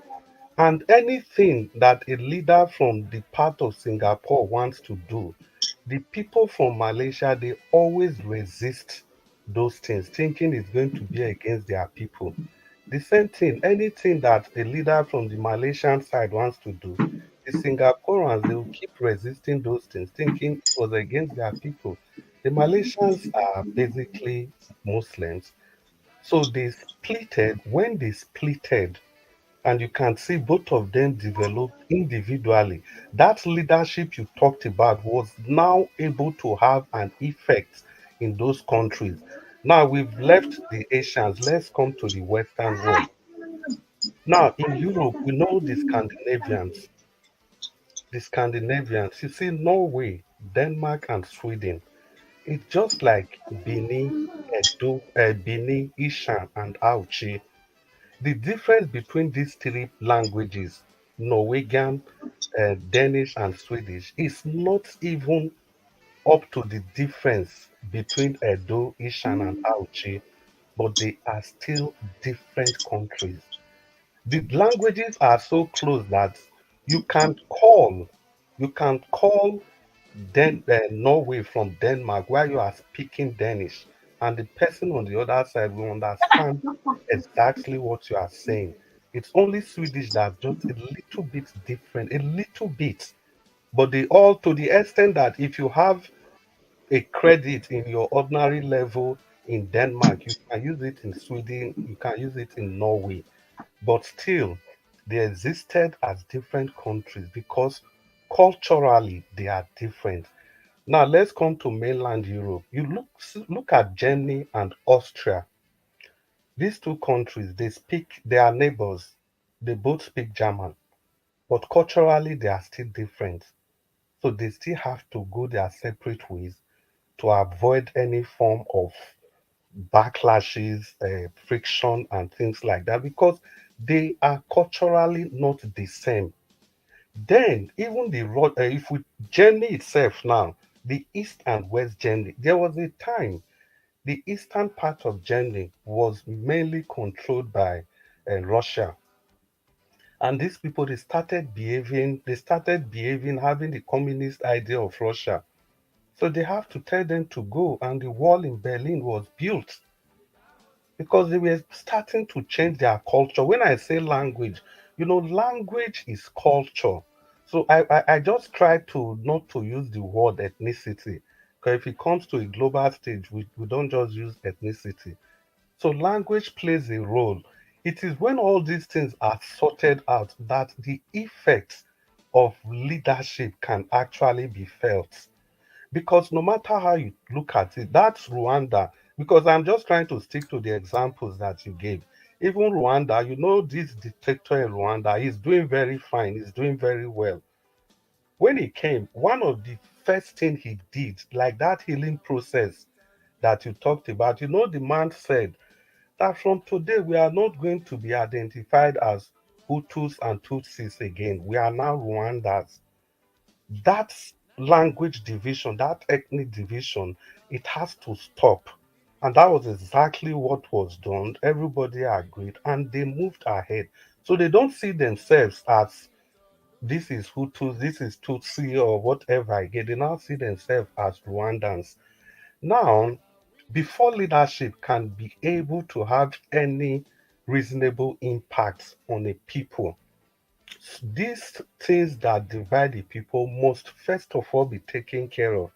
Even the Canada that you also gave as an example, that they have two language, you can see in Canada, but you forgot to tell us that English is not superior to French in Canada, and French is not superior to English in Canada. Those two languages are treated equally, equally. To the extent in every Canadian website, especially immigration websites, at least the majority of the ones I've read, they always have everything in French and they have everything in English. If you compare the population of the French speaking part to the English speaking part, then they could have easily said that no, it's English. Majority of us speak English. Let's be using English. No, but they had to carry the other part along to avoid unnecessary friction. So Whereas I in want to Nigeria, correct something. I'm sorry, I have to correct something that you just said about Canada. That is true initially. But now I can tell you within the past 10 years, most government forms have up to 16 languages. 16 languages. Do you know why? Because this country is an immigrant country. In fact, I think it's the country where you have almost everybody in the entire world living here. Even countries I've never heard of before live here. 16, they have 16 different languages. So it's not really about French and English now. You only thank talk you, about French and English when you go to the parliament. Madam But Rita, if you want thank to break it down, it's 16 languages. It's recognized, written down. Madam So, Rita, thank you. You just and you have people in Let the him carry parliament on with it. that are actually even speaking. Narrative. Okay, go ahead, sir. Go ahead. Let me not. Yeah, I just let him want to carry correct on that. with the yeah, Madam narrative before Rita, I you just quickly you just dismantle made it. my journey. You just made my journey easier. You just made my journey easier Carry because on now. you You are just went using ahead. conjecture to create a sculpture, but carry So on, let please. him land. I think they are connecting. Let him Yeah, land. you just made my point It easier just because appears they are, but they yeah, are not. you just made my point easier because I know you lived in Canada. You made a very profound statement that for the past 10 years, because or 16 years, now there are a lot of immigrants coming to Canada. And so what the government did was to incorporate these new languages to make, to carry everybody along. They are incorporating these new languages and writing things in these languages. That is exactly what I'm saying. Giving recognition to everybody so that everybody feels carried along. Whereas, take my country, for example, a country that my great great grandfather has been living in, and they tell me that I'm a minority tribe. Only just three nationalities are recognized. So you can see the point I'm making, we are saying the same thing. And if you have seen all my argument, especially against two Niger, I think two Niger will know that I've always argued against two Niger that what will move a nation forward is leadership. That the problem of development, everything rests on leadership. I've even said that today. I'm not taking that away. But we must understand that for leadership to be able to function effectively, there are things that must actually be taken care of. These fault lines must all be addressed. We must all discuss how we want these issues to be addressed. It's either we make our state, a, just like what do they? There's a word they use for that. Nigeria is supposed to be. I can't find the word immediately. But the point I'm just making is that leadership, I agree with you. There's no argument about that. But in a system that's as toxic as this, leadership becomes insignificant. Leadership can't really do anything. And if you like the Qatar, the Middle East that you refer to, you see those different what do they call them now? United Arab Emirates. Even though they are all Muslim there, even though they are culturally bounded, do you still know that each of those emirates they still have the each of the emirate they have total control of what happens in their parts of the emirate. They have total control. Because you see, there are so many things that you can do in one part that tourists they can't do in the other part, but it's still the same United Arab Emirates. So the point in all this is that we must have to identify these differences. And it's actually these differences that they are using to divide, that we are using, the leaders themselves, they are using to divide us. Now, there's only one country in the whole of developed Europe, the Western European countries, that has three different languages. That is Switzerland. The three languages, they are major languages. Do you know that Switzerland, the official language is German, Italian, and French?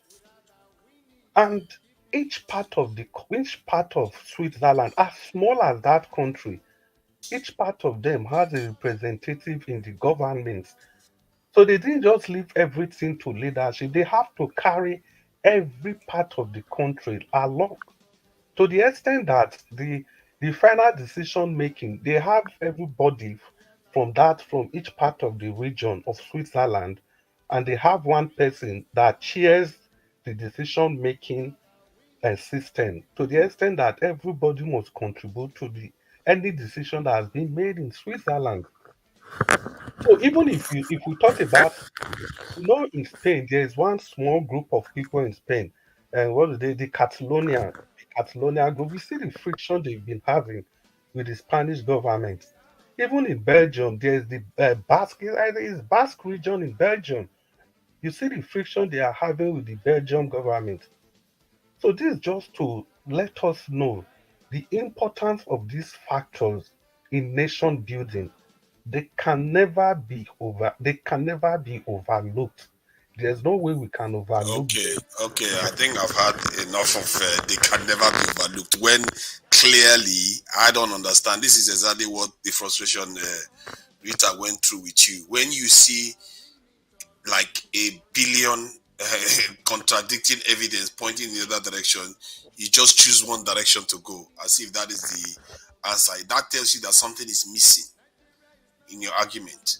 There are various countries out there that are very, very diverse, like India that has got well over 300 languages, China that has got over more than 300 languages that is still functional. Russia, Soviet Union was extremely diverse too, and all kinds of craziness happened there. They still function. In the Europe, as you are talking about right now, if you allow all the separatist group in Europe to do what they need to do, you have more than 100 more countries in Europe. So to start saying that nations, just because everybody don't identify themselves, then they have to break up into nation, it's not necessarily true. And Europeans Wait, have wait, paid a heavy. Nigeria, No, no, no, please. no, no. We're not for the. Tunaja, you are Come on. Let me misinterpreting what they interject. But said. he went on for a Nigeria, long wait. time. Let me. No, no, You no, see, you Tunaja, see you now. are You don't want me to talk. misinterpreting I it. don't like this. I don't like Nigeria, No, this. So I Tunaja, let him talk deliberately so that I can let him dismantle talk. Let everything me he talk. said. aligning what No, I have I need said. to dismantle everything he No, said because you've hold mislined on. No, what you I No, no, cannot no, said. no, no, no, no. dismantle it You have to now show some without respect having now. You another have to show some solution. Listen, respect. You have no, to show some respect because I let you you finish what said you are you saying. said something that I Hold didn't on, I say. let you No, finish what you you are said saying. something that I Then didn't you say, can and I say have that to at the make end. that You can say that at correction. the end. You can correct it at the So end. Tunaja, But you let Nice. me cannot finish Hold my you on. cannot point. Let him expose finish now. what you are Let See, him not you can saying finish. now. correct it at the you can end. I no, let you I finish. can't wait for you to You see correct it that? You at the see end. now it tells Hold you what on. they are doing. Hold on, You see them. Tunaja. Hold No, on, Nigeria, everybody. wait, Hold let on. me correct it. Hold This on, one, Mr. I Chris. let him Mr. Chris. finish. Mr. when you Chris. talk about Mr. China, Chris. please, Mr. Chris. okay, Mr. Chris. Please hold on. Hold on. Let him round up. Tunaja, round up in 2 minutes. okay, But good. Thank you. why? But he went on for go almost 15 minutes. How should I round up You'll like that? be It's not talking. fair. You'll be talking since now. No, I've not been talking. I just said it. Do you know when this guy started talking? He's been talking and Yeah, but you cannot. But we have other people here. You go ahead now, round up, so that you people I talk. need to dismantle every Most single times, bit of hold on, everything he Tunaja. said too. Tunaja. Most times, you people selfishly talk and talk. You don't notice new people join the panel, and it's wrong. Okay, we will It's stop. very I will wrong. stop. Let You me just you are respond to always doing exactly what he this. said because he Eh? shouldn't. I let him talk, but nobody intervened at that time when he was talking for a very long time. So you ever notice people join panel? That's what I'm saying. Not let I off do your thought. notice. I do notice. It's just that he was the one talking when somebody joined the panel. Okay, finish so that we move on. Thank you. Okay, so regarding this in Europe, if you let them become their own this is state countries, you're going to have 100 more countries. The UK alone has more than about 14 separatist groups. This is Spain has so many. If everybody starts breaking into their pieces, you're not going to get anywhere. Then you look at Somalia, that is one of the most homogeneous countries in in the world. They have fought more than each other, more than any other nation. That's another evidence flying against what you are saying. China is extremely diverse. Still, they accomplish more in the world than any other nation has accomplished in the timeline that they did accomplish it, and yet they are very, very diverse. So to make that argument that we have to become, oh, let's start navel gazing as if we don't know who we are. Don't you know who you are? Do the Yoruba man not know who they are? Does the Anibo man not know who they are? We all know who we are. Let's not pretend as if we don't know. If we are not functional, there's something else blocking us. It's not because of tribes. People can be divided on tribal lines easily. That is, as a matter of fact, families can be divided, not to mention tribal lines. So those ingredients of division that you are describing is not a functional aspect of why we are not progressing. Because many countries are like that around the world, they still manage to function. Because China, this in India and Pakistan divided, doesn't have anything to do with whether it's because of religion. India has 14% of religious groups in India, and India has very many languages in India too. They are still functional as one country, and so reasons why nations break apart has something to do with historical events, and reasons why nations unite more has a lot to do with historical events. There are reasons why nations actually carry out false flag attacks against their country to prepare the people for specific events. If you go through history, you see what leaders have done to their own nations just to get their people ready to fight or to unite. Because why do you think they talk about it in history that leaders start a war to unite the people? Because people generally don't get along. Even within families, they wouldn't even get along when they should, until they have an enemy to fight or they have a challenge that there's something to win. That's when they unite to try to win that thing together. So the ingredients that are responsible for people uniting is not a factor of how many languages you have. It's not a factor of religion. It's a factor of historical challenges that you have and how diverse your community is. Even if you're not even diverse, you still fight. Like in the case of Somalia, they still fight each other. So it tells you that. That's why I gave you an example. All the nations that were invaded in the Can I interject, Mr. Tunaja? all the nations that were invaded in the Second World War, all of Can them I look at where they are interject today. you? Can I interject you? Because you are going out of boat now. I think See, if you, Nigeria I was think, wait, can I say something? I'm proving it that it's hold on. Can I diversity is not a interject factor him? of No, development. Black Can I Panther, interject him? hold I want to on. ask him a question. Mr. Chris wanted to come in earlier on. Okay. Mr. Chris, go ahead. well. Thank you, Nigeria, for stepping in. Well, I think people are listening to me, and I believe it is not what I said that Two Nigeria is responding to. So that's just a disclaimer. Now he talked about China. I gave example from east to west to north to south and everything. You keep talking about this China, China, China, China. We all watch Chinese film. Have we heard them speaking any other thing apart from that single? There's Mandarin Chinese. So now they don't have Listen, let me 300 finish something now. languages. Let me finish. Let me Respond finish, to please. facts. Don't just start making stuff up that you want. They have 300 something languages. That's a fact. Move on. Okay. Did I say they don't have more than one language? Was that my argument? There was nowhere I said that. Even the Indian that you talked about, I clearly acknowledge that Indian has more than 500 languages, but they have one that over close to 80% of Indians speak. The same thing in China. China have so many languages. The whole Nigeria speaks Even if English. it What is, are you going on about? why do you keep interjecting? You are not patient enough for me to talk. Even the China you I'm are just talking correcting about, what you're you saying. have to tell people, because I know you have to tell people that there is Mandarin in China. Mandarin, which over 90% of the 1 point something But the billion same people thing in goes for China. Nigeria. And what Nigerians speak English. Wait now, wait. let me talk. Which over more than 90% of people in China speak. If you say we Not speak unique. English, we are not culturally bonded to English. These people are culturally bonded to this language I'm talking about. It is very, very Language is a different to tool. Nigeria. Now, I have not called for in all my argument. Why I even wanted to interject earlier is that there was nowhere in everything I said where I said that people must divide, that we must divide our country first before we progress. I was only talking All about right. the impact Thank you. of different languages Can, and can, can I interject? yes. That, Thank you, but that Mr. is not Chris. a matrix for how other nations Can I succeed can or I not. Please, May interject? I I say think something? Okay. please, It is. please. can I interject? I have proven. How To can you say Nigeria, it is when I've given To you a Nigeria, contrary what is happening evidence? now? Please, I've Okay. not called you to Nigeria since you could not coordinate this group. Please follow the order, please. Go Yeah, ahead. yeah. Black Panther, go for You interjection. see, Women in the platform needs to we speak. we yes, we to Nigeria. There's one thing you said earlier on. You see, if you keep on throwing the doom days far, the doom days will come by its own self. And when it comes by itself, then we don't know what it's bringing. All of us got to, go with it. In order to make the doom days not to come,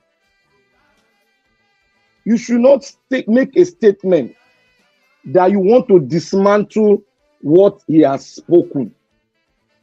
That is peculiar to our own destiny as a nation.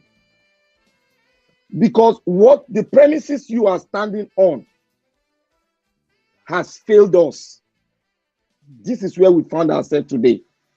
So when you keep on referring to Somalia, who is Somalia to Nigeria? As how many languages do they have? But when you keep on dodging, going around, and you now come with Somalia, Somalia is quite far different from Nigeria. The situation that causes Somalia war, go and read it very well. Research on it. Don't focus on one thing, because everything that one person said, the other person will debunk it. It is left for you to put the cardinal point together and think yourself and get the reason. Because we all always come out say, oh, this, but somebody here will tell you that no, it is this, it is this. It's left for you to now articulate it and bring it out. But when you keep on saying you want to dismantle it, this same thing you said, what they have been saying in the Senate, in the House of Rep, and the same corruption continues because they are trying to avoid that unity. Mr. Victor, That is I'm the not fact. getting you. I'm not getting you. I'm sorry. I'm What not I'm trying getting to you at all. say, what we are saying here is that there is an avenue for us to come together and think and think ourselves so that we can form a formidable nation. But if we stick on the premises, we'll keep on coming and talking and talking and talking, while the fact is there for us to tackle, and we are not doing it. Thank you, Black Panther. Thank you. Moderator, you wanted to say something, but Mahesh will need to speak to us. Yeah, I'm going to be very quick. I kind of agree with what Tunaja is saying, and I think we're kind of saying the same thing, but we are not being truthful to ourselves. And the truth is this: for example, look at what is happening in Nigeria now. Within the South, within, let me just pick one state, Edo State, my state. Within Edo State, are they united? If Edo State is a country, are they united? Even within the Benin people, are they united? If you want to now split it to the west, now the western part of Nigeria, of course, we have different people who speak in different language in the west. It's not, Yoruba is just like the collective name, but Ijebu, Ilesha is different. Are they united? Let's go to the north. Let's even go down to a religion, Islam, for example. We have you have the Sunnis and the other one. Let us even go to Christianity. We have Catholics, Protestants, Baptists, Alajura, name it, CAC. Name it. That's why I say let us be honest with ourselves. So when we start using examples as country, for example, the gentleman was talking about in China, Mandarin is a general language. Mandarin is general, but that was not. I would stand here and I would say it publicly. That was not a major ingredient in why China is successful today. It is not about Mandarin language. But because we have not tested it, we think those things will work for us. But we are forgetting something. The Chinese people have one rule, China first. The Japanese man has one rule, Japan first. In Nigeria, let me use Edo State now. Can you say every person in Edo State, from Edo North, South, and Central, can they say, let's say Edo State is a country, can they say one Edo? No, because the Esa Koma will come, the Esa man will come, the one from Agbede will come out, the one from Ora will come out, the one from Bini, Edo South will come out. And that is just one state to one state. There's no unity. So let us not deceive ourselves by saying if we split, it is one language that is a unifying thing. When they're come on, for crying out loud. Okay, let's forget the English language. If you say it's not part of us, okay, it was now corrupted to Pidgin English, which generally everybody speaks. Okay, let us break it down. Our language. I am Bini, somebody is Esa, somebody is Ora. There's still going to be conflict. Why is there conflict? It's not about the language. That is what Trinidad is saying. That's what I was trying to say. It's really not about the language. Let us be honest with ourselves. We got to fix ourselves. We have to unlearn certain things that has been imbibed, that separated us. Sometimes unconsciously, we are biased with our language. So we have to start fixing ourselves first. Let us not give the excuse that it's because of language or religion or ethnicity. It is not. You and I know that. It is not. We have to fix ourselves. We are too greedy. We are too wicked. We don't love ourselves. Can I comment? It has nothing to do with language or religion. I gave an example. One big man we marry tomorrow. We will have mother of the day is a Christian. In fact, Adeboye will come, will be there. Sultan Sokoto will be there. This one, a daughter will. All tribes and religion, they're all gathered, jollificating. Nobody's talking about tribe or religion there. But do you know they are pretending? Do you know they are pretending? No, no. Let me tell you. Let me tell you something. Pretending. Let me tell you something, my brother. Oh my God. The elites don't think like the regular people. The elites, I'm repeating, don't think like you and I. You think they're pretending. They have one common goal. They're on the same strata. But when they want to achieve what they want, they know how gullible Nigerians are. They brings those two elements, religion, and they start implanting, and you start to see a fellow Nigerian, you start to equate them or start to measure them. Right. That this one is better or the other one is better. We have to work on ourselves. We don't even love ourselves, even within a state. There are issues. So that issue of this one language, that's what is working for them. I totally disagree. It has to start with we, not I, the we thing. If we don't get it right, we're not going nowhere. Even if we divide to each state is one country, there will be war everywhere. Thank you. All right. Mama Isho, thanks for joining us. Good morning to you. Please talk to us. Okay, she's not there. All right. I can see that AJ, you wanted to say something. Yes, I wanted to. Thanks very much. I wanted to contribute. The subject that was fascinating to me initially was the subject on nationalism, and I think that was what brought about the discussion between Mr. Chris and 2Naija, because it's like they kind of deviated from that nationalism topic, which is where I want to focus on. And though you cannot talk of nationalism completely without dealing with language, it will kind of crop in, but we should not allow that to kind of get us blinded. Madam Rita said something just now. She said she was talking about China, and she said China first. I like that. China first. It simply means that is nationalism for you. And true nationalism is not about language. You can have 1,000 languages without nationalism, being true nationalist. Still, things cannot come together. As far as Nigeria is concerned, and as long as this mentality of tribalism, language, and all the rest of it, the country cannot come together. It has to be what brings, you see, all these countries that even Mr. Chris mentioned in his analysis, all these countries you mentioned from the east to the west, all the rest of them, they are successful in coming together or being successful as a nation because they are nationalists. It is not about their language. And I think that is what Nigeria needs.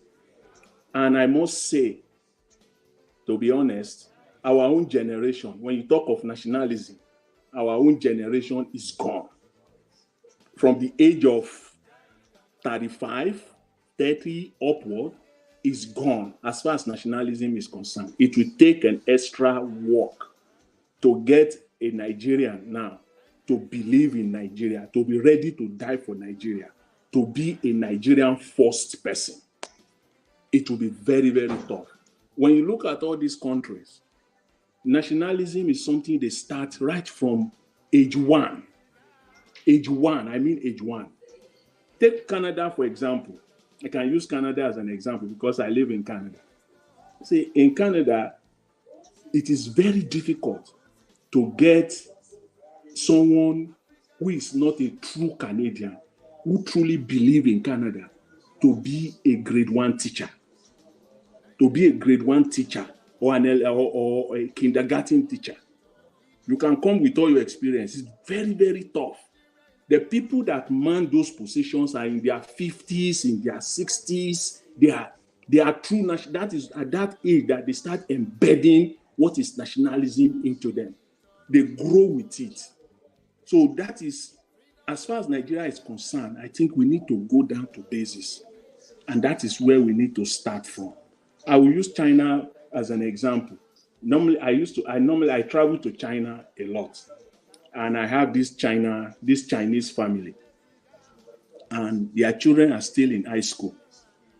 And I discovered that in their high school, they have a subject. And they have a subject is like Chinese history. And the only thing they taught in that class is showing them Chinese stories about Chinese war. Those wars that Chinese have gone through in the past. And then you see a Chinese kid from the age of 10 to 20.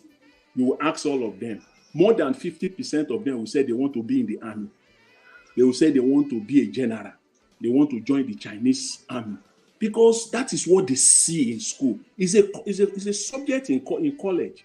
All they do is that they just enter class and they show them the video of, all these World War II's, war movies and all the rest. That's what they show them. All those Chinese wars and everything. So that is how nationalism is built. Nationalism is not built through religion or through language. Though language has some aspect to do with it, but it is embedded right from the young age.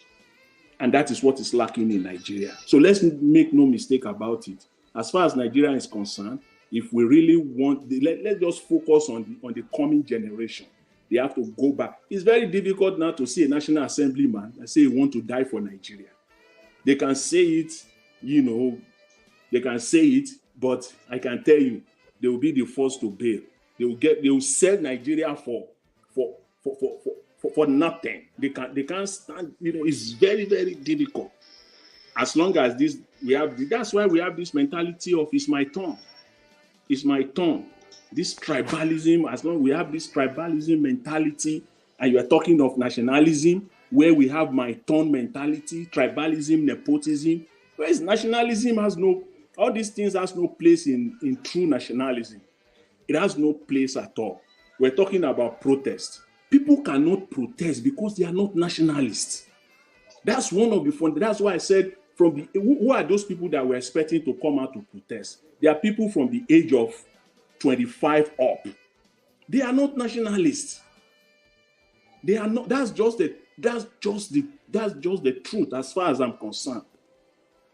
So for our own generation, the advantage that we have, especially those of us that are in the diaspora, is the fact that we we become nationalists because of the idea we got from outside Nigeria, not what we got while we are in Nigeria. I can say it, if you and I were still in Nigeria today, just take an hypothetical situation that you have not traveled out of Nigeria, you are in Nigeria up till now, you are still living in Nigeria, you will not have the same mindset that you have now. I can tell you that you probably will not have it. But we have kind of, you come to the West have succeeded in changing our mindset somehow, and then that's why we can come out and be a true nationalist. We give our allegiance even to countries that we're living in right now, but in Nigeria, it's just lip service. We don't have nationalists in Nigeria, and so for us to talk about nationalism in Nigeria, let's take language out of it. Language has got nothing to do, even if we have 1,000 languages. It has nothing to do with nationalism.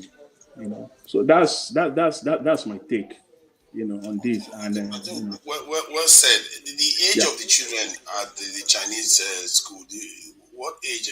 Around what age do they teach them those things? The one that I know is that these kids are in high school. They are in high school. What I call their high school is the age of 12.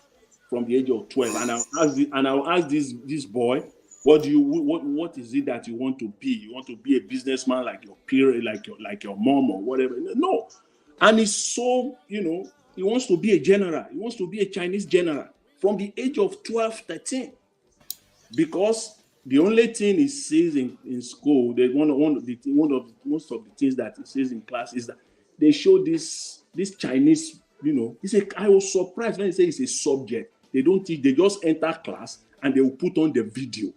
And they don't show them Hollywood movie or even contemporary Chinese movies. They show them those 1800 movies, the wars, those ones that Chinese won and all those things. That's what they want. They see those Chinese generals.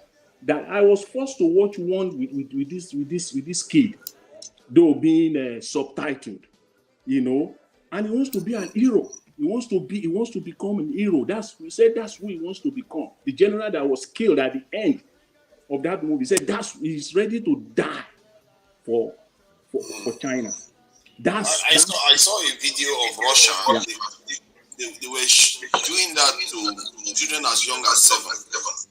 From a young age, the men, they have already taught them that their job is to defend the motherland from a very young age. So they put their nation first before anything else. Okay. Excuse me, can we not use the K word, please, and the D word? Please, that's what I wanted to say. Please, and let's follow the rules, please. All right, we are rounding up this show in 30 minutes. Let everybody have a go before we round up. I appreciate your Mama Ish. You joined us, but you're not saying anything. We called you earlier on. All right. Let's go back to Tunaja. Tunaja, talk to us 5 minutes. Yeah, thank you, Naija Watch. This topic we're all gelling along about nationalism until Chris went sideways. And basically was arguing for ethno nations, nations based on ethnicity, which clearly is not necessarily the case with some of the most powerful nations in the world are not based on that. And Nigeria especially belongs in a class of countries that is by destiny seems to be designed to be relatively more powerful than your average nation because of its surrounding and its potential size and resources. So we have to, I think what AJ said is very correct. Even if you have 1,000 languages and 1,000 religion, you just have to place the nation first and all the rest will fit under it. And just like you hear some Africans, they are very, very happy to say, I put my religion first. When you can switch it from religion to nation, you put it to nation, and we need, in that country, we need nationalists to start rising up. And I think our nation has been very good at suppressing nationalist spirit, and in the education system, in the media, and culturally, we suppress nationalists. And nationalists are the ones that build nations. In in this is Turkey recently. I think the nationalist president won, didn't he? Because he brought the nation back from being just a backwater, begging the European Union to join Europe when they refused. Now he's standing on his own and pulling his weight, and they are selling, weapons all over the world now because he built his country's defense based on this drone technology. So if you care for your nation, and I think it will take nationalists to do it. Even P2B sounds very quite nationalist actually. People that's something people miss. All right. It sounds very nationalist. Najawa, it looks like your time is running faster than our time. Now 5 minutes I give you. You want to go to sleep or something? No. I need to end the broadcast now because we are getting close to the time that I set. Okay. Thank you very much. Yes. Oga, Chris, please use your 5 minutes, sir. Hello.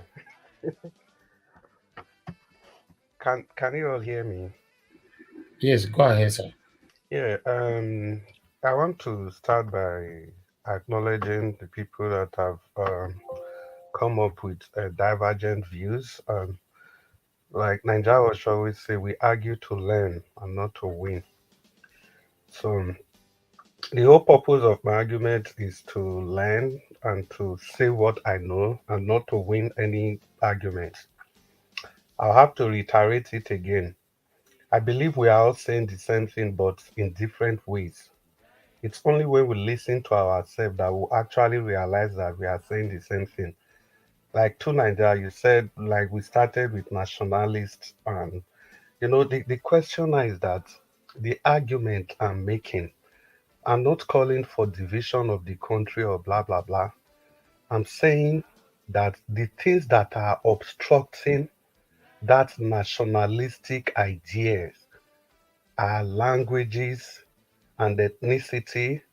There's no leader that has been able to rise above his language and his ethnicity, his religion, to put the national discourse on the front burner. That is why we are where we are. No leader has been able to rise above these primordial sentiments. And that's exactly the same thing we are all saying, but in different ways.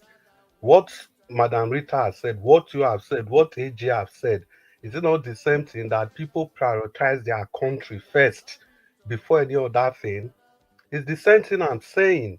I'm saying the only difference now is that I'm saying that what is stopping people from doing that is because people are tied more to their languages, they are tied more to their ethnicity, they are tied more to their religion instead of being tied to the national question. That is what I'm saying. And the examples I gave, I just gave those examples to show that where you don't have these factors, it is easier for people to become tied to the national question. So not until we agree, see, even when the white people they were living, they know that this is a factor. That was why they created regional government for us. And the thing was working. Every region will govern their people so that people can feel that sense of nationality. Nationality is everything.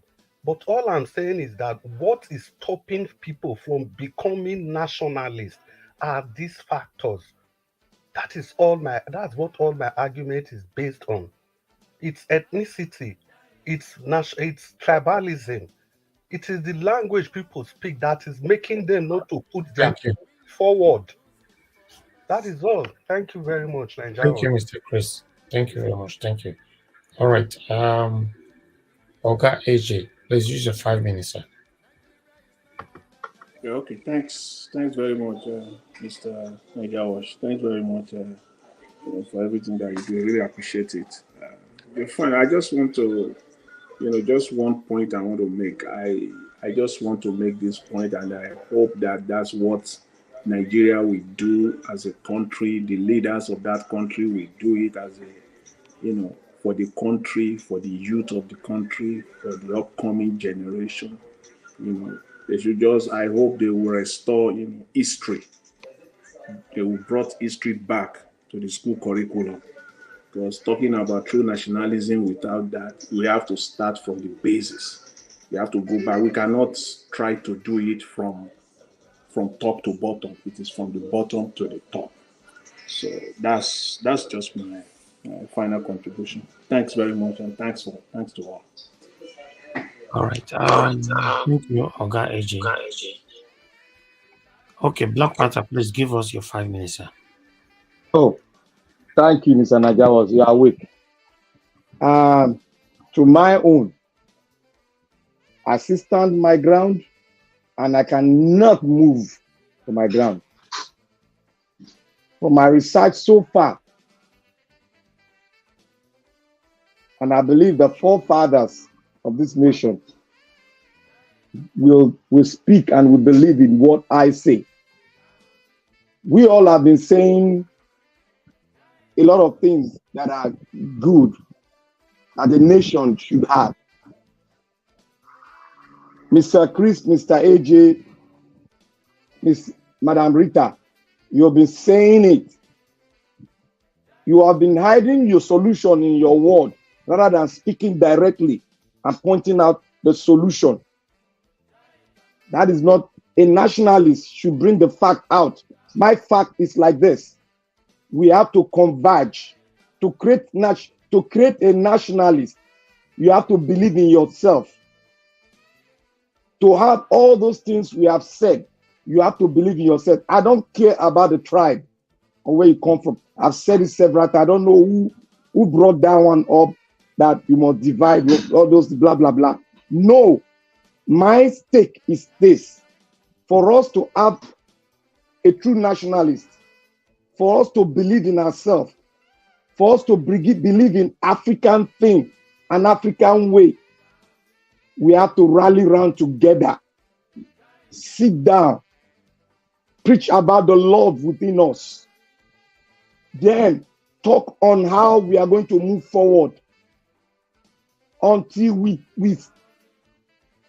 if we continue to refuse that and think we can build on this platform that has been failing us for the past 60 years, or no, 40 years, or thereabout, we will come back here and we'll say it all over and all over again until we try as much as possible and go and look at the tape and the languages, what the preferred solution, many nationalists that are hidden in Nigeria have spoken.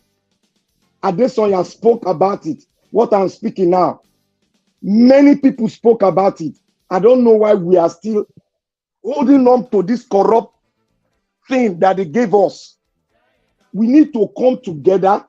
We need to talk, not as tribe, as a Nigerian, believing in that diversity, the languages, everything, collate everything together and have a pathway and believe in what we are going to create that we all will obey and will come up. That is what the Westerners are refusing the African countries to do. And we don't believe in it. Most of us are bringing so many things. It is good to go to histories of so many countries, but you need to look inward because you are special to the world. You are special to the world. That is why you have to create your own system. You have to come together and have a bond that nobody can break, and have a good constitution that you believe in, and it will create nationalists among us. That is all. Thank you, Mr. Najawa. Thank you very much, God Panther. Okay, Madam Rita, please give us your 5 minutes. Yeah, thank you very much. Mr. Victor, you're talking about, for example, the 2014 confab. It still boils down to what I keep saying. Leadership. Until Peter the Rock Obi becomes the leader of Nigeria, be president of Nigeria, all these things that we're seeing will start manifesting. It will start being implemented. So whatever we say now, what you just said, it has been done in Nigeria. It has not been implemented. Nobody wants to open the UYS report. Nobody wants to open the 2014 confab report. So it's leadership, period. You know, and there's a parable they say, when you're holding somebody down, physically holding somebody down, you think you are holding the person only, but you're not only holding that person down, you're also holding yourself as well. So therefore, Nigeria is being held down. because there's a word that Mr. Chris said, hold down. You know, that adjective, that's where that parable came from in my head, is Nigeria has been held down by the yoke of past bad leaders, the prejudice of past bad leaders. Some of them are still alive today. Some of them have been in the corridors of power. One of them just left. Nigeria is carrying the yoke of the past leaders. So they are holding us down, thinking they are progressing, but they are also not progressing. So that is all I have to say. And the only way Nigeria can progress starts with leadership. And that leadership is Peter Gregory Obi, period. Peter Gregory Obi, for now, based on all the people who have come out politically, is Peter Gregory Obi leadership. All these things we're saying, it can materialize, can be implemented when you have a good leader. We have had accumulative effect of bad leadership. And when you have bad leadership, you have bad followership. So that is all I have to say. Thank you very much, Nigeria Watch. Good night. Thank you very much, Madam Rita. God bless you. Good night. I appreciate every one of you for your time with us today. We've been on air for more than that's 9 hours now. So I'll have to end the broadcast now. Thank you very much to Niger, Black Panther, Olga, Chris, AJ. Thank you, and Rita. Thanks very much for coming in. Thank you, Mama H.O. Despite that she couldn't talk to us. I appreciate every one of you that joined the panel today. Thank you very much, and good night. Join us again. We're going to be having a protest this morning concerning this fuel scarcity. In the next 2-3 hours, we'll be on air again. And yeah, we're going to follow up with the case in court as well. So 6 p.m., join us and let's continue to talk about the things that's affecting us. God bless you all. Good night, my people, and bye for now.